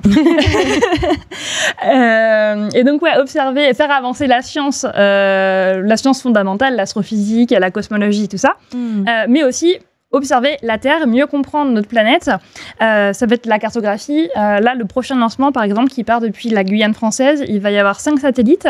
Donc, il y en a un qui s'appelle Microcarb, qui va mesurer le carbone, le taux de carbone dans l'atmosphère. Parce qu'aujourd'hui, on connaît le carbone à certains endroits où on a mis des appareils pour mesurer, sauf qu'il y a des endroits où c'est compliqué d'accès, au milieu de l'océan, au milieu d'une forêt, tout ça. Donc, tu passes par les satellites pour Donc, du coup, là, on va vraiment avoir une vision globale et qu'on pourra suivre aussi au fil des saisons. Au fil du temps, pour essayer de mieux comprendre qu'est-ce qui absorbe le carbone, qu'est-ce qui en émet, et mieux comprendre, avoir des meilleurs modèles pour mieux comprendre le changement climatique. Donc voilà, il y a des satellites comme ça qui sont hyper utiles. Et les autres, c'est 4 satellites qui s'appellent, c'est une constellation, une mini-constellation, on parle de constellation dès qu'il y a plusieurs satellites qui travaillent ensemble, qui s'appelle CO3D. 3D parce qu'il va faire des cartographies de la Terre en 3D. Et alors lui, j'aime trop comment il fonctionne. Les satellites fonctionnent par paire à 100 km d'écart. Et en fait, c'est comme la 3D pour nos yeux. C'est comme quand on a les lunettes 3D là, rouge et bleu. Enfin, maintenant, elles sont plus rouge et bleu. De mon temps, les lunettes 3D, c'était rouge et bleu. C'est qu'en fait, tes yeux, ils sont décalés l'un par rapport à l'autre. Donc, quand si tu observes par exemple la figurine, mon œil droit et mon œil gauche ne voient pas la même chose. Et si j'ouvre les deux yeux, mon cerveau va reconstituer l'image en 3 dimensions. Et là, c'est exactement la même chose. Tu as 2 satellites qui sont à 100 km d'écart, qui vont regarder au même endroit. Et après, avec des logiciels, on va modéliser l'image pour avoir une cartographie de quasiment toutes les terres émergées de la Terre en 3 dimensions. Et ça aussi, c'est hyper utile, à la fois pour la science, pour observer aussi la fonte des glaciers, d'un point de vue civil, pour tout ce qui va être organiser des secours en cas de catastrophe. Je pourrais parler de ce sujet pendant des heures sur l'utilité de l'espace, mais par exemple, en cas de catastrophe majeure, qu'elle soit naturelle ou industrielle ou autre, il y a une charte, la charte espace et catastrophe, charte internationale espace et catastrophe majeure qui peut être activée, où en fait, s'il y a un problème, on va tourner des satellites d'observation de la Terre vers là où il y a le problème pour observer, pour mieux organiser les secours, pour comprendre ce qui se passe et tout. Et ça, c'est hyper utile, c'est très important. Il y a vraiment plein de trucs. Et voilà. Et sur le côté, vous me coupez si je parle trop. Non, t'inquiète. Tout à l'heure, j'avais vu dans le chat, est-ce qu'en Europe, nous, on a des choses aussi? Parce que j'allais te demander, qu'est-ce que ça t'a inspiré la conquête spatiale par le privé, notamment Musk, ça fout un peu le bordel. Et du coup, la question aussi de la souveraineté ou potentiellement d'avoir un rôle de l'Europe dedans. Alors déjà, moi, j'aime pas le mot conquête spatiale parce que il y a conquête. Alors, dans le cadre de Musk et compagnie, je pense qu'on peut parler de conquête. Oui. Voilà. Ouais. Mais moi, je préfère parler d'exploration spatiale. Ce qu'on cherche à faire quand on va vers Mars et qu'on n'est pas Elon Musk, c'est de la recherche. C'est de la recherche. C'est de mieux comprendre. C'est de juste faire avancer la science, tout simplement. Et sur le côté souveraineté, en Europe, on a des choses aussi qui se développent. On a des constellations de satellites aussi. Pour Internet, des choses comme ça qui sont plus petites. En fait, en Europe, plutôt que de faire une giga constellation pour tout, on préfère faire plusieurs petites constellations. C'est un autre moyen de faire. Voilà, décidément, ce micro. Je vais le décaler un peu. Sur le côté vraiment souveraineté, par exemple, il y a un des projets qui s'appelle Iris Square, Iris au carré, qui est un projet de constellation pour Internet. Du coup, je ne sais pas si c'est purement français ou européen, mais en tout cas... il y a une présence française à l'intérieur. Il y a une présence française et dans l'idée d'avoir un accès à Internet par satellite qui soit vraiment indépendant et qui puisse permettre une continuité des services d'Internet pour les organismes français en cas de besoin, si jamais on ne s'entendait plus avec les autres personnes qui fournissent Internet d'habitude. J'avais une petite question relative, c'est un sujet que j'ai évoqué notamment avec Florence Duret, des problématiques actuelles de la coopération internationale, parce que là on a des politiques anti-science du coup aux États-Unis. Lancer un satellite, c'est 15-20 ans de travail avant le lancement du satellite. Ouais. Du coup, j'imagine que c'est un peu le bazar en ce moment sur les projets de coopération avec les États-Unis. Ouais, alors moi, je suis pas directement concernée, donc je saurais pas parler à la place d'eux, mais je sais qu'il y a des projets qui ont été abandonnés, qui sont retardés, parce que moi je pensais par exemple depuis Kourou. Il y avait des fusées Soyouz, donc russes, qui partaient. Au moment où la guerre en Ukraine a commencé, les Russes sont partis de Kourou. Il restait un lanceur, ils ont laissé le lanceur. Enfin voilà, mais juste tous les Russes qui habitaient à Kourou sont rentrés en Russie, et donc il n'y a plus de lancement russe depuis l'Europe. Ouais. Voilà, et d'autres projets où... Pour Euclide, justement, ce que me disait Florence Duret, c'est que il y avait, normalement, c'était un lanceur russe qui devait être utilisé, et que, évidemment, guerre en Ukraine, tout avait périclité, et que, du coup, ils avaient dû se tourner vers SpaceX pour avoir ce genre de lancement. Ouais. Voilà. Merci pour toutes ces connaissances. Et des soucis aussi des fois de gens qui doivent aller aux États-Unis pour leur recherche, qui ne peuvent pas rentrer sur le territoire. Enfin, des exemples comme ça. Je sais qu'il y a différents articles qui sont sortis. J'ai des amis journalistes qui en ont parlé, qui raconteraient ça beaucoup mieux que moi. Mais oui, ça change des choses. Alice, j'aimerais qu'on revienne un peu avec toi sur ton parcours, ta vie, ton œuvre, et aussi sur le travail que tu fais sur Twitch, et pas que d'ailleurs. Tu dis souvent que quand tu étais petite, tu voulais être chercheuse d'étoiles. Oui. Et du coup, j'aimerais te demander comment est-ce que tu en es venue à te passionner justement pour le spatial, et est-ce que c'est lié à C'est pas sorcier? Alors, c'est presque lié à C'est pas sorcier, mais pas tout à fait. Parce que je sais que tu as interviewé Sabine. Ouais, j'ai interviewé Sabine. Elle est hyper gentille. Sachez que Sabine aime les paillettes. C'est l'une des nôtres. Voilà. Sabine avec nous. J'ai fait un petit cœur en paillettes un jour sur la joue de Sabine. Donc voilà, c'est quelqu'un de bien. Non, alors c'est pas lié à C'est pas sorcier directement, mais mon amour pour le spatial, il est né à la Cité des Sciences et de l'Industrie. Ils ont vraiment un espace là qui s'est développé sur le spatial et tout, qui est super chouette. Hein. Mais déjà à l'époque, il y avait le planétarium où ma maman m'a emmenée au planétarium. C'est à partir de 3 ans. Elle m'a emmenée quand j'avais 3 ans. Et en fait, j'ai eu peur, j'ai pleuré, on a dû se dire. Enfin bref, je me souviens pas. On m'a raconté, mais apparemment, ça s'était pas si bien passé que ça. Et puis tu es revenue. Et elle a attendu mes 5 ans. Et à 5 ans, on a retenté. Et là, ça allait beaucoup mieux. Coup de foudre. Et il y avait des médiateurs et des médiatrices scientifiques qui expliquaient les choses. Qui faisaient construire la carte du ciel, tout ça, et qui pouvaient répondre à mes questions d'enfant. J'ai pas de scientifique dans ma famille. Ingénieur, oui, mais pas. J'ai personne. J'ai pas d'astrophysicien ou d'astrophysicienne ou de gens qui font de la recherche, voilà. Donc, quand j'avais des questions, je sais pas, ma chérie. Et donc, là-bas, j'avais des gens pour répondre à mes questions, et donc j'étais trop contente. Et ma mère m'avait expliqué qu'il y avait des chercheurs en biologie, des chercheurs en physique, etc. Et donc, moi, je voulais devenir chercheuse d'étoiles. Ça veut dire astrophysicienne quand on a 7 ou 8 ans. Parce que je voulais découvrir ce qu'il y avait avant le Big Bang. Ok. Ouais. Ça avance. Du coup, maintenant, je fais de la com. Non, en fait, voilà, j'étais timide et je voulais être une astrophysicienne et aller travailler dans un télescope à Hawaï pour être en haut de ma montagne dans mon télescope. C'est hyper précis, ouais. Je voulais être en haut de ma montagne pour parler à personne. Trop bien. Bon, maintenant, je fais de la com, donc il y a quelque chose qui... J'adore cette explication. Et donc, tu es devenue vulgarisatrice scientifique, principalement en ligne, sur Internet.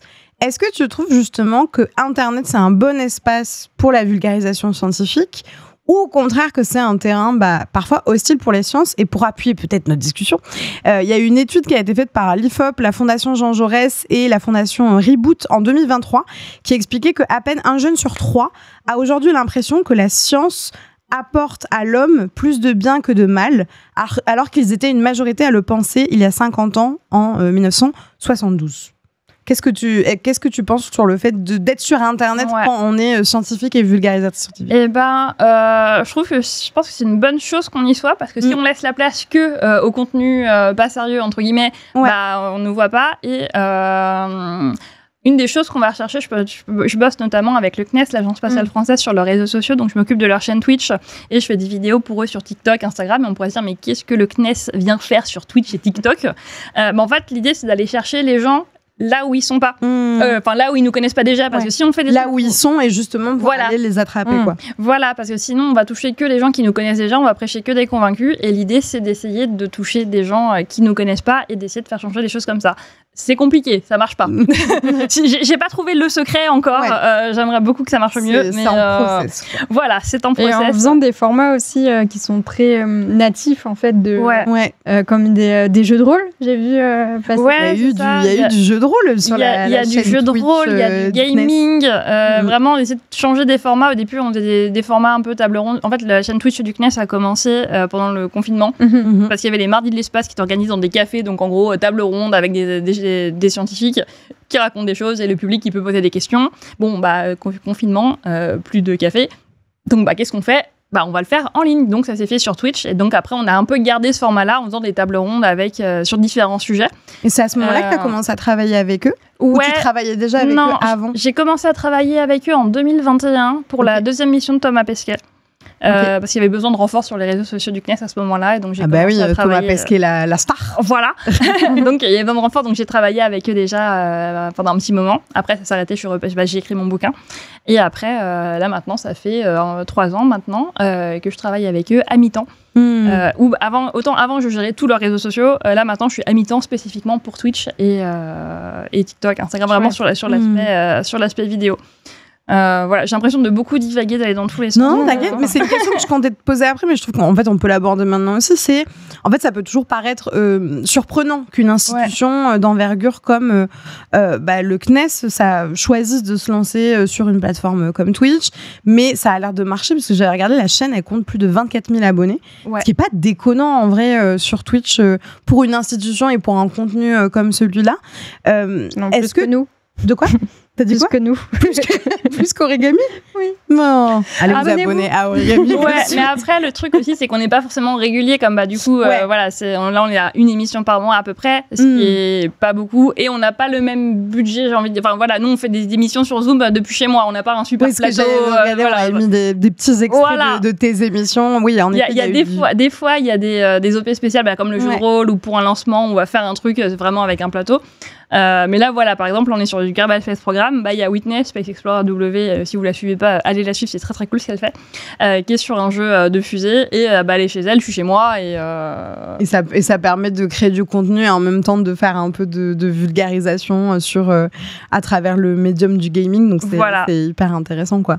Et je sais que tu fais aussi partie d'une association qui s'appelle le Café des Sciences. Vous connaissez le Café des Sciences? Absolument, le Café des Sciences, qui est donc une association de vulgarisateuristes scientifiques francophones. Waouh, j'ai trop bien géré mon épicène. Est-ce que justement l'enjeu d'Internet, de la modération, des différentes politiques aussi des réseaux sociaux, est-ce que c'est quelque chose dont vous discutez dans cette association-là en tant que vulgarisateur et vulgarisatrice scientifique? J'ai pas imprimé la question dans mon cerveau, je suis désolée. Je vais te la répéter, il n'y a pas de problème. Mon cerveau restait coincé sur... Vous connaissez le Café des Sciences? Est-ce que au sein de cette association-là, avec d'autres vulgarisateurs, vulgarisatrices, est-ce que vous discutez des enjeux d'Internet, les politiques des réseaux sociaux, des algorithmes. Enfin, est-ce que vous discutez un petit peu de tout ça Ouais, on discute un peu de tout ça et aussi beaucoup en ce moment du futur de la communication, pas que sur Internet aussi. Peut-être j'avance sur les questions d'après, mais c'est pas grave, de toute façon, un plan, c'est fait pour pas être respecté. Absolument. La culture en ce moment va mal, hein, voilà, je vous apprends rien. Et la culture scientifique aussi. Là, une des actus en ce moment, c'est par exemple le Palais de la Découverte. Donc, j'allais dire le petit frère, c'est pas vraiment. Enfin bref, en gros, il y a Univers Science qui gère la Cité des Sciences et le Palais de la Découverte. Et le Palais de la Découverte est en travaux depuis quelques années et devait réouvrir là normalement en juin. Et en fait, la réouverture n'a pas eu lieu et on ne sait pas pour l'instant si ça va réouvrir un jour, parce qu'en fait il y a le Grand Palais qui voudrait récupérer, enfin bref, il y a plein de discussions, des enjeux de pouvoir aussi, voilà, il y a des enjeux de pouvoir, il y a des gens qui sont débiles de leur fonction, tout ça, et en fait ça c'est juste, en fait on en parle parce que c'est le Palais de la Découverte, c'est super connu, mais il y a plein d'autres exemples comme ça en province. Il y a les CSTI, donc les centres de culture, enfin CCSTI, centres de culture scientifique, industrielle et technique, si je dis pas de bêtises, qui sont en gros des mini-cités des sciences, des petits musées, des petits centres comme ça, qui sont aussi en danger, qui ont de moins en moins de financement et tout. Et ça, c'est quelque chose qui nous touche parce que pour la plupart des vulgarisatrices, on est un bon nombre à être indépendants dans la communication aussi. Et à travailler avec ces institutions. À travailler avec ces institutions. Et donc voilà, il y a un besoin peut-être de reconnaissance, d'en parler et de faire des choses pour juste pouvoir exister et faire notre métier. Et est-ce que tu dirais que depuis que tu as commencé, la vulgarisation scientifique, et notamment sur les réseaux sociaux, c'est quelque chose qui est de plus en plus apprécié, questionné? Comment tu vois le rapport aussi avec ton public, que ce soit en ligne ou hors ligne, quand tu fais des interventions avec du public? C'est une bonne question, ça. Alors, je sais quand j'ai commencé sur YouTube en 2016, sur une chaîne qui s'appelle Alice au Pays des Étoiles, sur laquelle il y a plus grand chose aujourd'hui, parce que faire des vidéos YouTube quand on est tout seul, ça prend du temps, et c'est du temps que je n'ai pas. Peut-être qu'un jour il y aura de nouvelles vidéos. Je ne désespère pas, j'ai envie, mais bon, il faut que les étoiles s'alignent un petit peu quand même. Et donc au départ, quand je me suis lancée, je savais que je voulais faire de la vulgarisation. Je savais pourquoi, parce que je voulais partager des trucs sur l'espace parce que c'était ce que j'adorais. Mais je savais pas encore sous quelle forme je voulais faire ça. Je savais pas si je voulais faire du journalisme, si je voulais. Vraiment, je me questionnais. Et c'est mon copain de l'époque qui m'a dit pourquoi tu ferais pas une chaîne YouTube? Ah oui, tiens, c'est à l'époque on regardait, y pensait, tout ça sur YouTube. J'ai dit oui, tiens, c'est vrai, pourquoi je ferais pas ça? Donc j'ai lancé ma chaîne YouTube sans trop savoir. Donc je m'attendais pas à avoir un retour, je voulais juste partager. C'était plus la chaîne YouTube. Je savais pas tenir une caméra, ma caméra était toute pétée, le son, c'est le son du micro de l'ordi. Enfin, vraiment, il n'y a rien. Pas partir en mode professionnel. J'en fais mon métier. Non, clairement pas. Et même encore aujourd'hui, des fois, je me dis, je vis pas de mon contenu directement, mais je vis quand même d'une forme de vulgarisation. Et je dis, je suis assez fière quand même sur ça. Mais donc les premiers retours que j'avais eus à l'époque, le premier commentaire de quelqu'un que j'ai eu qui n'est ni ma famille ni mes potes, qui sait comment il s'est retrouvé là, qu'est-ce qu'il s'est perdu. Donc voilà, j'étais un peu surtout surprise.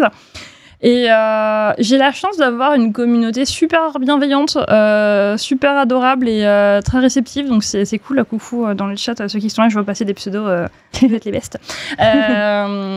Mais donc je sais pas si je vois une évolution. Enfin, je vois une évolution de comment moi je le perçois, mais en soi, de mon expérience personnelle, je saurais pas trop dire. Mais après, du coup, sur les réseaux du CNES, c'est différent aussi parce que c'est pas la même échelle. Forcément, comme partout, il y a des cons, j'ai envie de dire. Il y a des fois des cons. Des fois, on atteint les tréfonds de TikTok quand même, un petit peu dans les commentaires. Ah oui, d'accord. Mais je trouve que par rapport à d'autres trucs que je peux voir passer, on s'en sort quand même pas si mal que ça. C'est peut-être qu'on n'a pas encore assez percé. Je pense que c'est ça. J'avais une dernière question pour toi, parce que on a déjà parlé en plus avec Héloïse dans cette émission. C'est Héloïse en a parlé particulièrement parce qu'elle est dans comme je la cite, sa science era. Ouais, c'est une scientifique maintenant. Il y a aussi un enjeu sur l'indépendance de la vulgarisation, de la médiation scientifique et aussi de la presse scientifique. J'ai mis quelques extraits, mais on sait, il y a une super émission d'Arrêt sur Image qui commence à dater un peu, mais sur Epsilon, donc les anciens, dis-moi, c'était de Reworld aussi Oui, ils ont été rachetés par Reworld. Ouais, tout à fait. Voilà, et donc sur les anciens journalistes scientifiques qui ont été rachetés par des grandes des Sciences et Vie, motion de censure, tout le monde se barre et il lance Epsilon. Il y a un procès parce que Reworld les accuse de vouloir leur piquer leur lectorat. Oui. C'est le but quand on crée un magazine. Et voilà, ils ont gagné finalement du coup leur procès. Et oui, Epsilon continue encore. Et c'est très chouette. C'est très déjà recommandé plein de fois. Et donc l'émission d'Arrêt sur Image est hyper intéressante en plus sur comment ils construisent aussi leurs médias en tant que anciens salariés et tout. Donc j'aurais aimé te demander, toi, est-ce que cette question de l'indépendance, on parlait de privé tout à l'heure, d'entreprise et tout, dans la vulgarisation, la médiation scientifique, est-ce que c'est quelque chose qui est en réflexion, quelque chose qui t'a déjà posé question, ou qu'est-ce que tu en penses? Je m'étais pas tant que ça posé la question, je m'en rends compte. Puis c'est un peu difficile pour moi de parler d'indépendance quand à côté je bosse pour le CNES, donc du coup il y a toujours le côté j'ai mes réseaux perso aussi et je dis je m'affiche quand même. Alors quand je parle au nom du CNES, non, je ne m'affiche pas politiquement parce que c'est le CNES. Bien sûr. Mais je participe quand même à des événements caritatifs qui sont quand même bien connotés de gauche, des choses comme ça. Mais bon, du coup j'ai ma double casquette et je fais attention à quelle casquette je mets de pour qui je parle. Mais ouais, je pense que ça reste quand même quelque chose, une question à se poser de qui est au-dessus, qui finance et qu'est-ce qu'on dit? Est-ce que on répète ce qu'on nous dit de dire ou est-ce que il n'y a pas il y a pas de je sais que pour les journalistes il y a un code déontologique, tout ça à respecter. Charte de Munich. Voilà. Pour les vulgarisateurs, je la connais par cœur. La charte de Munich. Pour les vulgarisatoristes, il n'y a pas ça. Oui. Parce que finalement tout le monde peut devenir vulgarisateur. Je mets avec des gros guillemets parce qu'en fait on parlait tout à l'heure de comment Internet change aussi un petit peu tout ça. Est-ce que c'est une bonne chose ou pas? Sur Internet, tout le monde peut dire tout et n'importe quoi. Et donc, tu peux tomber sur quelqu'un et te dire waouh, mais c'est hyper intéressant ce qu'il dit, sauf qu'en fait, ce qu'il dit, c'est n'importe quoi, il n'y a aucune source ni rien. Et donc, il y a pas de code de la déontologie, mais il y a des bonnes pratiques que tout le monde ne connaît pas forcément, tout le monde ne respecte pas forcément. Mais je reviens sur le Café des Sciences dont tu parlais tout à l'heure. Le Café des Sciences, donc c'est une association, donc comme tu disais, de vulgarisatoristes scientifiques. Et en fait, pour faire partie du Café des Sciences, il y a un processus de candidature où si tu as une chaîne YouTube, TikTok, n'importe, un blog, tout ça, un podcast même, tu candidates et en fait les autres membres du Café des Sciences qui vont regarder ton contenu et qui rentrent pas comme ça quoi. Voilà, et qui vont regarder en disant déjà est-ce que tu dis des grosses conneries, est-ce que tu sources, est-ce que tu cites tes sources, est-ce que tu cites tes sources et quelles sources parce que oui, si c'est F2 souche c'est et pour justement assurer d'avoir du contenu, on peut pas assurer à 100% parce que tu peux avoir quelqu'un qui fait des trucs bien et qui d'un coup vrille et bon, il y a eu des cas de discussion aussi de qu'est-ce qu'on fait parce qu'une fois que tu es rentré, techniquement tu y es. Donc il y a des discussions en ce sens-là au sein de l'association. Mais donc voilà, et justement j'avais fait mon mémoire, j'ai fait un mémoire de journalisme et communication scientifique et j'avais fait mon mémoire sur le site du Café des Sciences, alors je crois qu'il est toujours en maintenance. Il est en maintenance, il devrait sortir bientôt, je crois. Je sais pas, dites-nous dans le chat si jamais il y en a. Il y a des gens qui vont dire en maintenance. Voilà, mais j'ai cru entendre que ce serait pour bientôt. Force à vous, ceux qui gèrent ça, vous êtes les meilleurs aussi. Mais donc à l'époque, donc il y avait le contenu des membres du café qui étaient sur le site, et j'ai fait mon mémoire sur est-ce qu'on peut considérer que le contenu qui est sur ce site est plus fiable que ce qu'on peut trouver ailleurs. Et donc il y avait la question il est disponible en ligne quelque part. Trop je sais plus où, hébergé sur le serveur d'un pote. Faudrait que je gère ça mieux un jour, mais s'il y en a que ça intéresse, je peux vous le retrouver. Merci beaucoup Alice d'avoir pris le temps de répondre à nos questions de ce mot blanc. Et il me semble, Héloïse, c'est moi qui vais parler après, mais que j'ai des petits mèmes à vous présenter. Tout à fait. Le mème, explique-moi, on ne le présente plus puisque ça fait 17 fois qu'on le présente. Est-ce que Alice, tu sais ce que c'est le mème? Non, je sais pas ce que c'est. On va devoir présenter encore et encore. C'est la rubrique. Mais non, ça fait pas 17 fois. Au moins. Voici. Je suis perdue dans mes chiffres, c'est terrible. C'est la rubrique dans laquelle on va expliquer l'origine et le sens de certains mèmes qu'on aura sélectionnés. Je rappelle que vous pouvez nous envoyer vos suggestions si vous le souhaitez en commentaire de cette vidéo en message sur Instagram Pas des vocaux, s'il vous plaît. Ne m'envoyez pas les vocaux sur Instagram. Et sur Internet, à l'adresse mail Internet Exploreuse avec un s @gmail.com. N'hésitez pas. Ça nous fait beaucoup rire même de lire vos suggestions parfois, même si on ne les retient pas. Sachez que... Oui, on en a eu. On en a eu. Tous les mêmes à caractère sexuel, globalement, souvent on les fait pas. Voilà, je tiens juste à le dire pour les gens qui nous en envoient. Merci. Mais peut-être pas. En tout cas. Mais donc, cette fois, c'est toi, Polly, qui t'es prêté au jeu de sélectionner deux mêmes. Et c'est un grand pouvoir implique des grandes responsabilités parce que c'est l'heure, Héloïse. C'est l'heure du dernier, même chic moi, de la saison. Et c'est l'heure aussi de mon dernier, même chic moi. Et est-ce que vous savez qu'est-ce qui se passe au mois de juin ? Il y a 2 événements majeurs au mois de juin. La Pride. La Pride, très bien.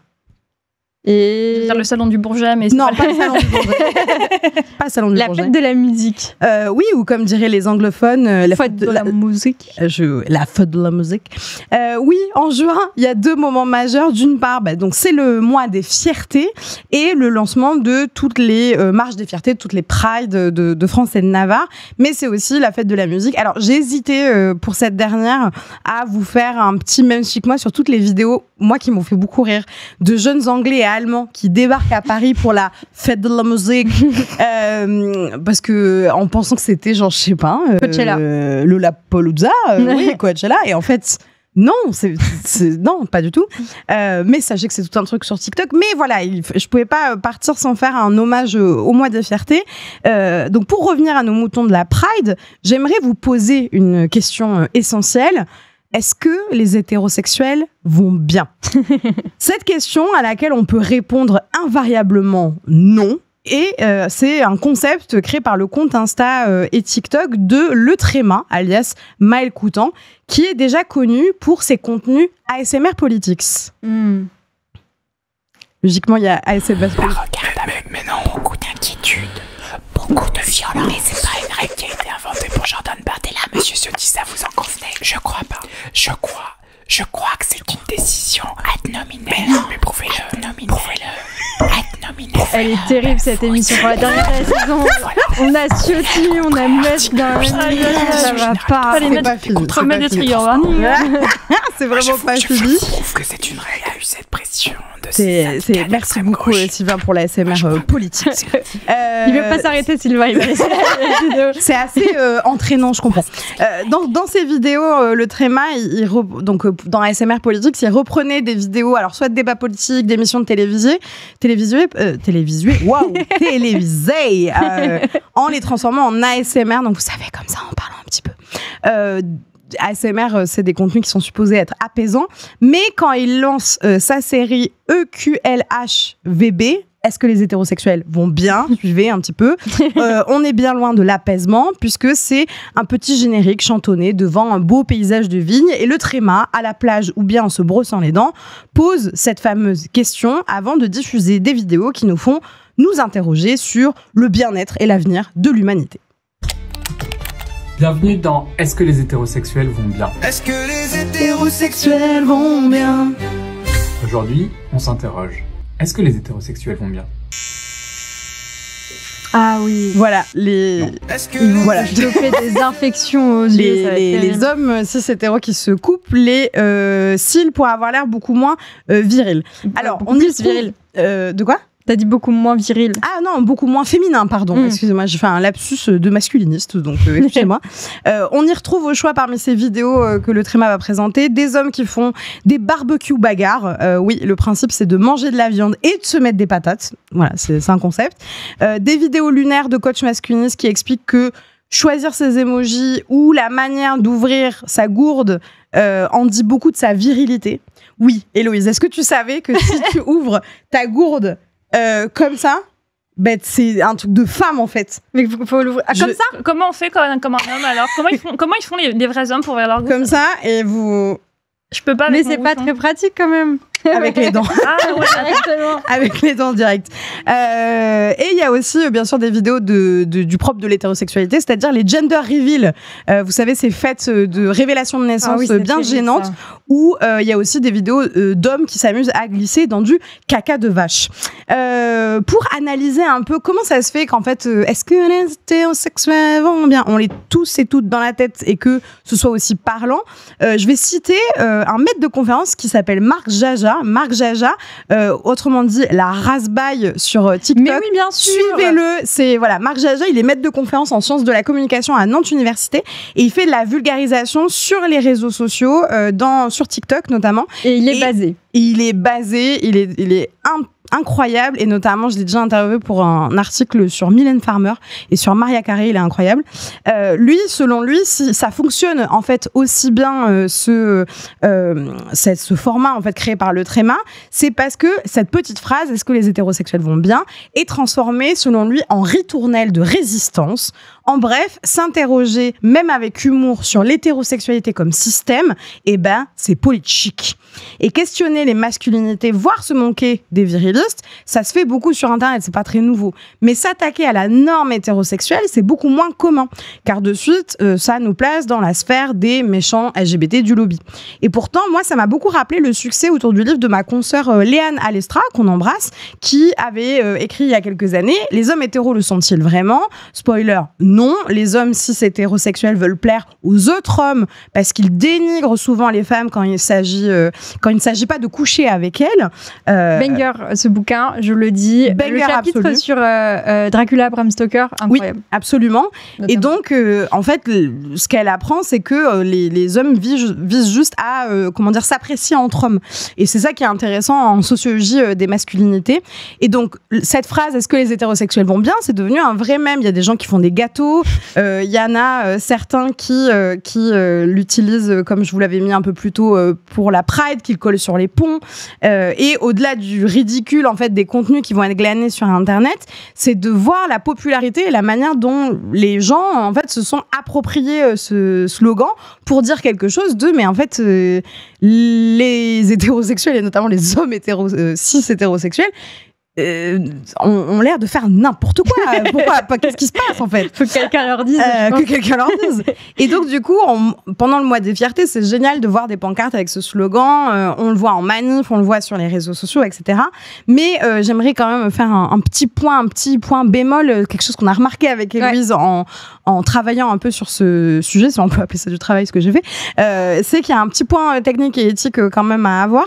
Malheureusement, l'intro de est-ce que les hétérosexuels vont bien sur le champ de vigne, ça semble avoir été fait avec de l'intelligence artificielle, notamment sur Blue Sky. Il y a le compte They Use AI qui explique que cette image en tout cas aurait été générée par intelligence artificielle générative. Et il y a beaucoup d'internautes. Ça me bute parce qu'on dirait vraiment un titre par défaut sur Final Cut. C'est ça, et je pense que c'est pour ça qu'on l'avait pas remarqué. Enfin, moi, je n'avais jamais remarqué, je m'étais jamais dit que ça pouvait être de l'IA. Et il y a beaucoup d'internautes du coup qui l'ont souligné, surtout qu'en plus, le Tréma, il fait aussi des contenus avec des médias écologistes. C'est quelqu'un qui a l'air assez engagé sur ces questions-là. Et donc, du coup, c'est dommage, en fait, de donner du gaz à un système qui est très polluant et qui détruit les droits d'auteur. Et petit point actu, parce que ça vient de tomber ce matin, le Tréma a sorti un son entier et un clip de Est-ce que les hétérosexuels vont bien? Et là, c'est un plaisir parce que, dedans, il y a plein de personnes du milieu de l'humour et d'Internet qu'on adore. Donc, il y a Manon Bril, il y a Tani, il y a Claude Emmanuel, My Love, voilà. Et surtout, ça a été fait sans IA. Et voilà. Comme quoi c'est possible. Tu voulais aussi nous parler de musique certifiée sans IA également. Certifiée sans IA et même certifiée début des années 2000 parce que qui dit mois de juin dit vocalise, petite chanson dans les rues et les kermesses de vos enfants et bien sûr aussi sur les réseaux sociaux. Et donc du coup je vous propose un petit retour vers le passé. Depuis quelques mois, on a vu ressurgir sur Instagram, sur TikTok, une très ancienne vidéo puisqu'elle date de l'année 2000 d'un certain Patrick Fiori. On écoute. Quelques paroles. De quelle chanson, dites-moi? Carole voulait choisir. Que tu reviennes pourquoi pas, voilà. Que tu reviennes, je ne m'y attends plus. Que tu reviennes, j'ai tellement attendu. Ça me bute, des jours et des semaines. des mois, peut-être plus. Autant que je m'en souvienne, je crois les présentateurs que tu qui ne ne bougent pas. m'aimais plus. Regarde le présentateur de comédie musicale. Merci beaucoup, Patrick Fiori. Merci.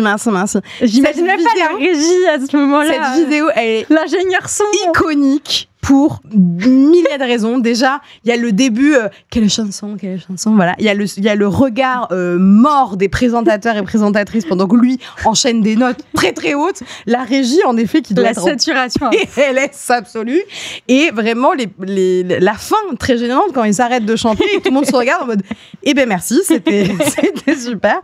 Alors du coup, le fameux que tu reviennes. Oh wow. Merci, j'ai été chanteuse à une période. C'est devenu un mème plus de 25 ans après les faits. Et alors, c'est pas inédit, c'est pas la première fois que ça se produit sur Internet, mais c'est toujours assez intéressant quand ça arrive. Et donc, pour le contexte, pour vous situer un peu où se passait cette interview, c'est Patrick Fiori qui est invité sur le plateau du 20h de TF1 pour présenter son nouvel album. Patrick Fiori, il a été connu dans certaines comédies musicales, et donc c'est pour ça aussi qu'il a pu, on va dire, se lancer dans une carrière solo artistique et être invité directement sur les plateaux. Et s'ensuit cette séquence un petit peu malaisante où on lui demande de chanter, qu'il enchaîne direct avec une voix très haute et puissante, sous le regard un peu interdit des animateurs. Et bon, on sait pas trop pourquoi, mais cette vidéo de Lina, comme vous avez pu voir, il y a un petit sponsor Ina, est ressortie des profondeurs du web, donnant lieu à un ensemble de parodies et de références, comme le streamer Anime, qui est en train de, en ce moment, tout exploser et qui avait fait, voilà, il avait rejoué la séquence avec cette espèce de perruque absolument mal faite sur le... Voilà, exactement, que tu reviennes. Voilà, c'était très très drôle. Mais il y a aussi Bilal Hassani, ma star, qui est revenu, voilà, qui a joué en fait et qui a resurfé sur cette tendance-là. Et sans parler, bien sûr, toutes les personnes plus ou moins anonymes en fait qui font référence. Là encore, Internet a créé un mème à partir d'un extrait d'à peine 40 secondes et ça c'est assez beau. Alors, on n'a pas encore trop d'informations sur l'impact du mème sur les ventes d'albums ou de places de concert de Patrick Fiori, mais une réflexion rapide en passant sur le pouvoir de l'INA. L'INA, c'est l'Institut National de lieu du... Waouh, je vais le répéter. L'Institut National... Merci de bien cadrer sur moi, ça fait plaisir. De l'Institut National de l'Audiovisuel.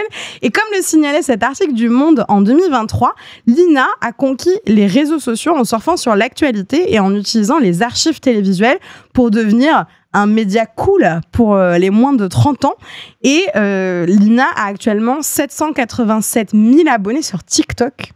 Beau score, sans déconner. Je crois que je suis abonnée.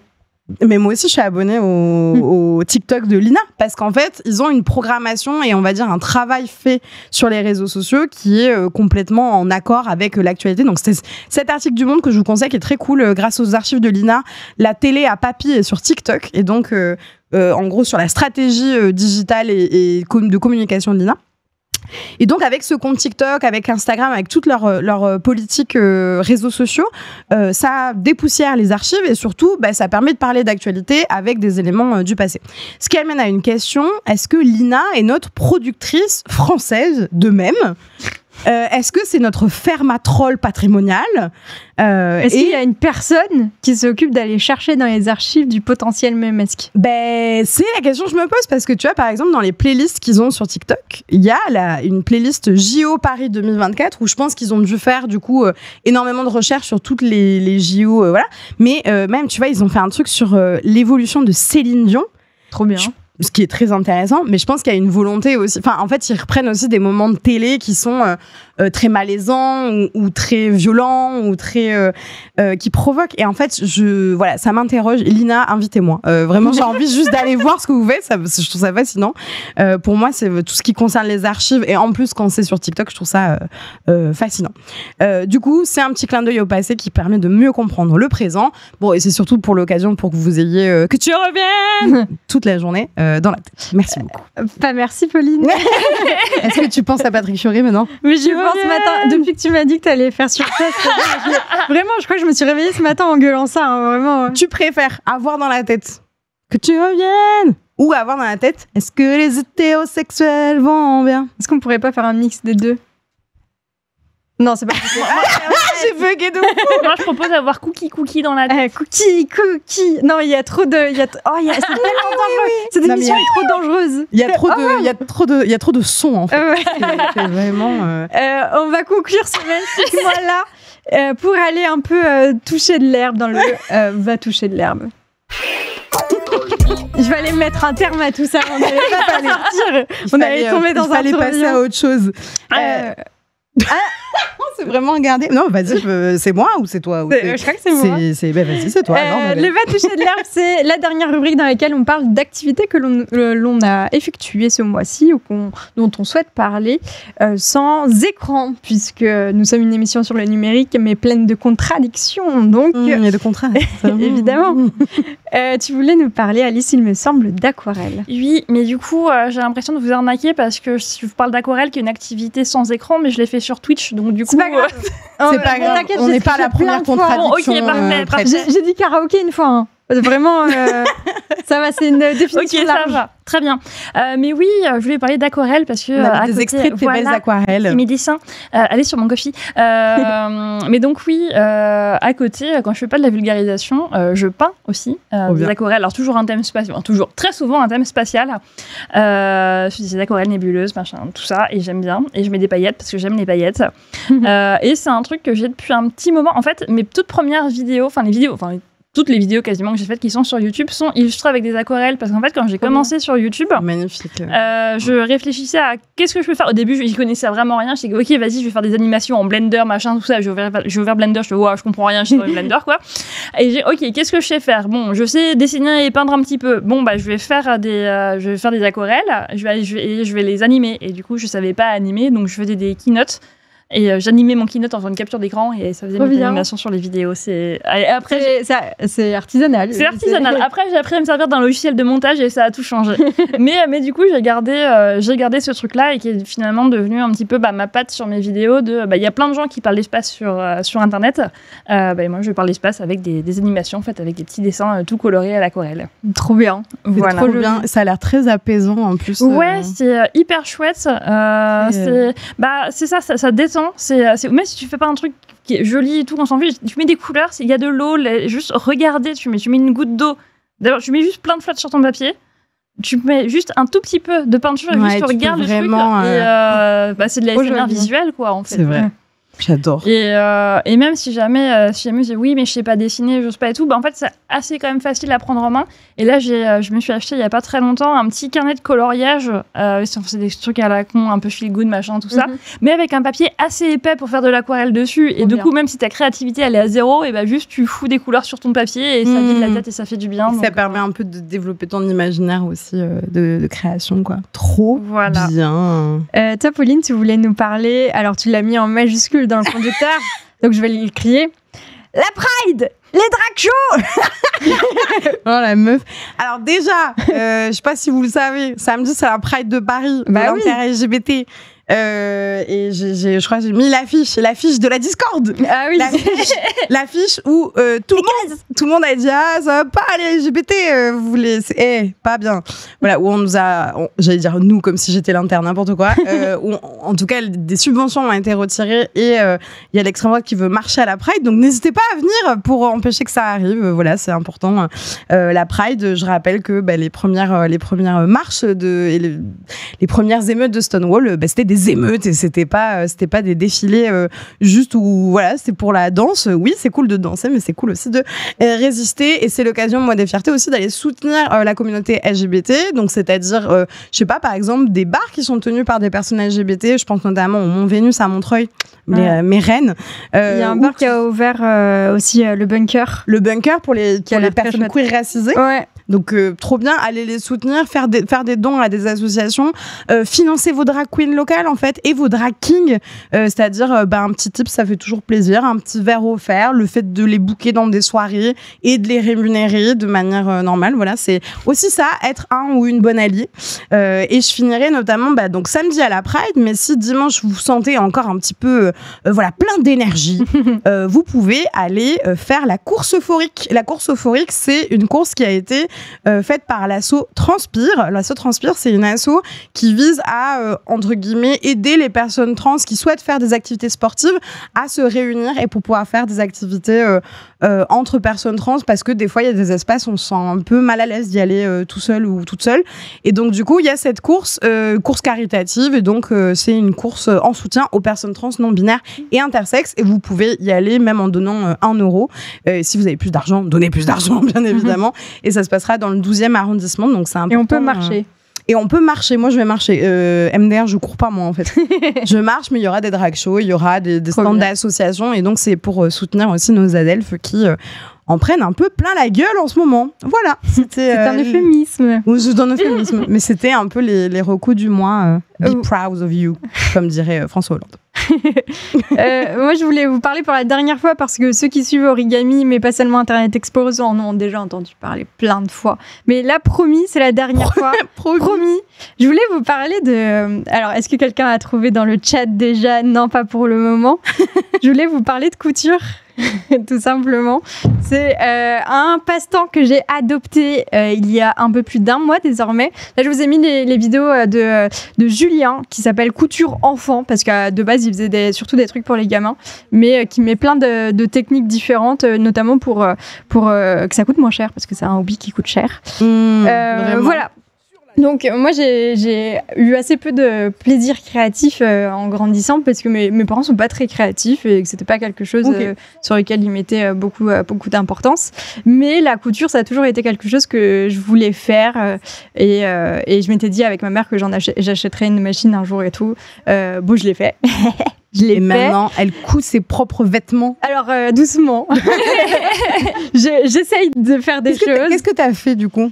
Alors, j'ai fait... Même ça doit pas être, comment dire, tu vois, un truc de production. Non, bien sûr. Mais qu'est-ce que tu as J'ai fait notamment des cotons démaquillants. J'ai commencé par ceci, dont une personne ici est détentrice actuellement. Non, voilà. J'ai tenté de faire un t-shirt aussi, un peu crop top et tout. Ça a fonctionné, mais c'était pas le bon tissu pour le faire. C'était un tissu que j'avais récupéré juste pour essayer. J'ai fait un dos nu. Il faut que je le finisse, ma foi. Mais il est en production. Après, je fais beaucoup d'upcycling. Je sais pas si vous voyez, c'était un long t-shirt, je l'ai crop topé. Et je parle très loin de mon micro, Sylvain va péter un câble. Il y a une robe, pareil, que je portais plus. J'en ai fait un petit haut et le reste du tissu, je l'ai récupéré pour faire d'autres cotons démaquillants pour toute ma famille. Passion coton démaquillant, j'adore. Plein de trucs du genre, en fait. Là, je suis sur un petit projet short pour l'été avec des têtes de Bob Razowski. J'ai trouvé un tissu comme masse, tu vois. Trop bien. Donc, ouais, en fait, ce que j'aime beaucoup dans la couture, c'est que c'est un plaisir créatif manuel. Dans lequel, du coup, tu peux un peu débrancher ton cerveau. Il y a aussi le fait que c'est une activité qui est assez polyvalente, dans le sens où tu vas avoir la découpe, tu vas avoir le fait de monter tes patrons, de réfléchir à des patrons, tu vas avoir la couture. C'est plein de moments très différents et qui permettent aussi de pas trop t'ennuyer, ou si tu bloques sur un truc, tu peux relancer sur autre chose, etc. Et c'est aussi, et ça c'était très important pour moi, oui, alors là, c'est des avec nouilles. Ouais, c'est pour broder du fil, en fait. Ça a l'air de fonctionner, donc écoute...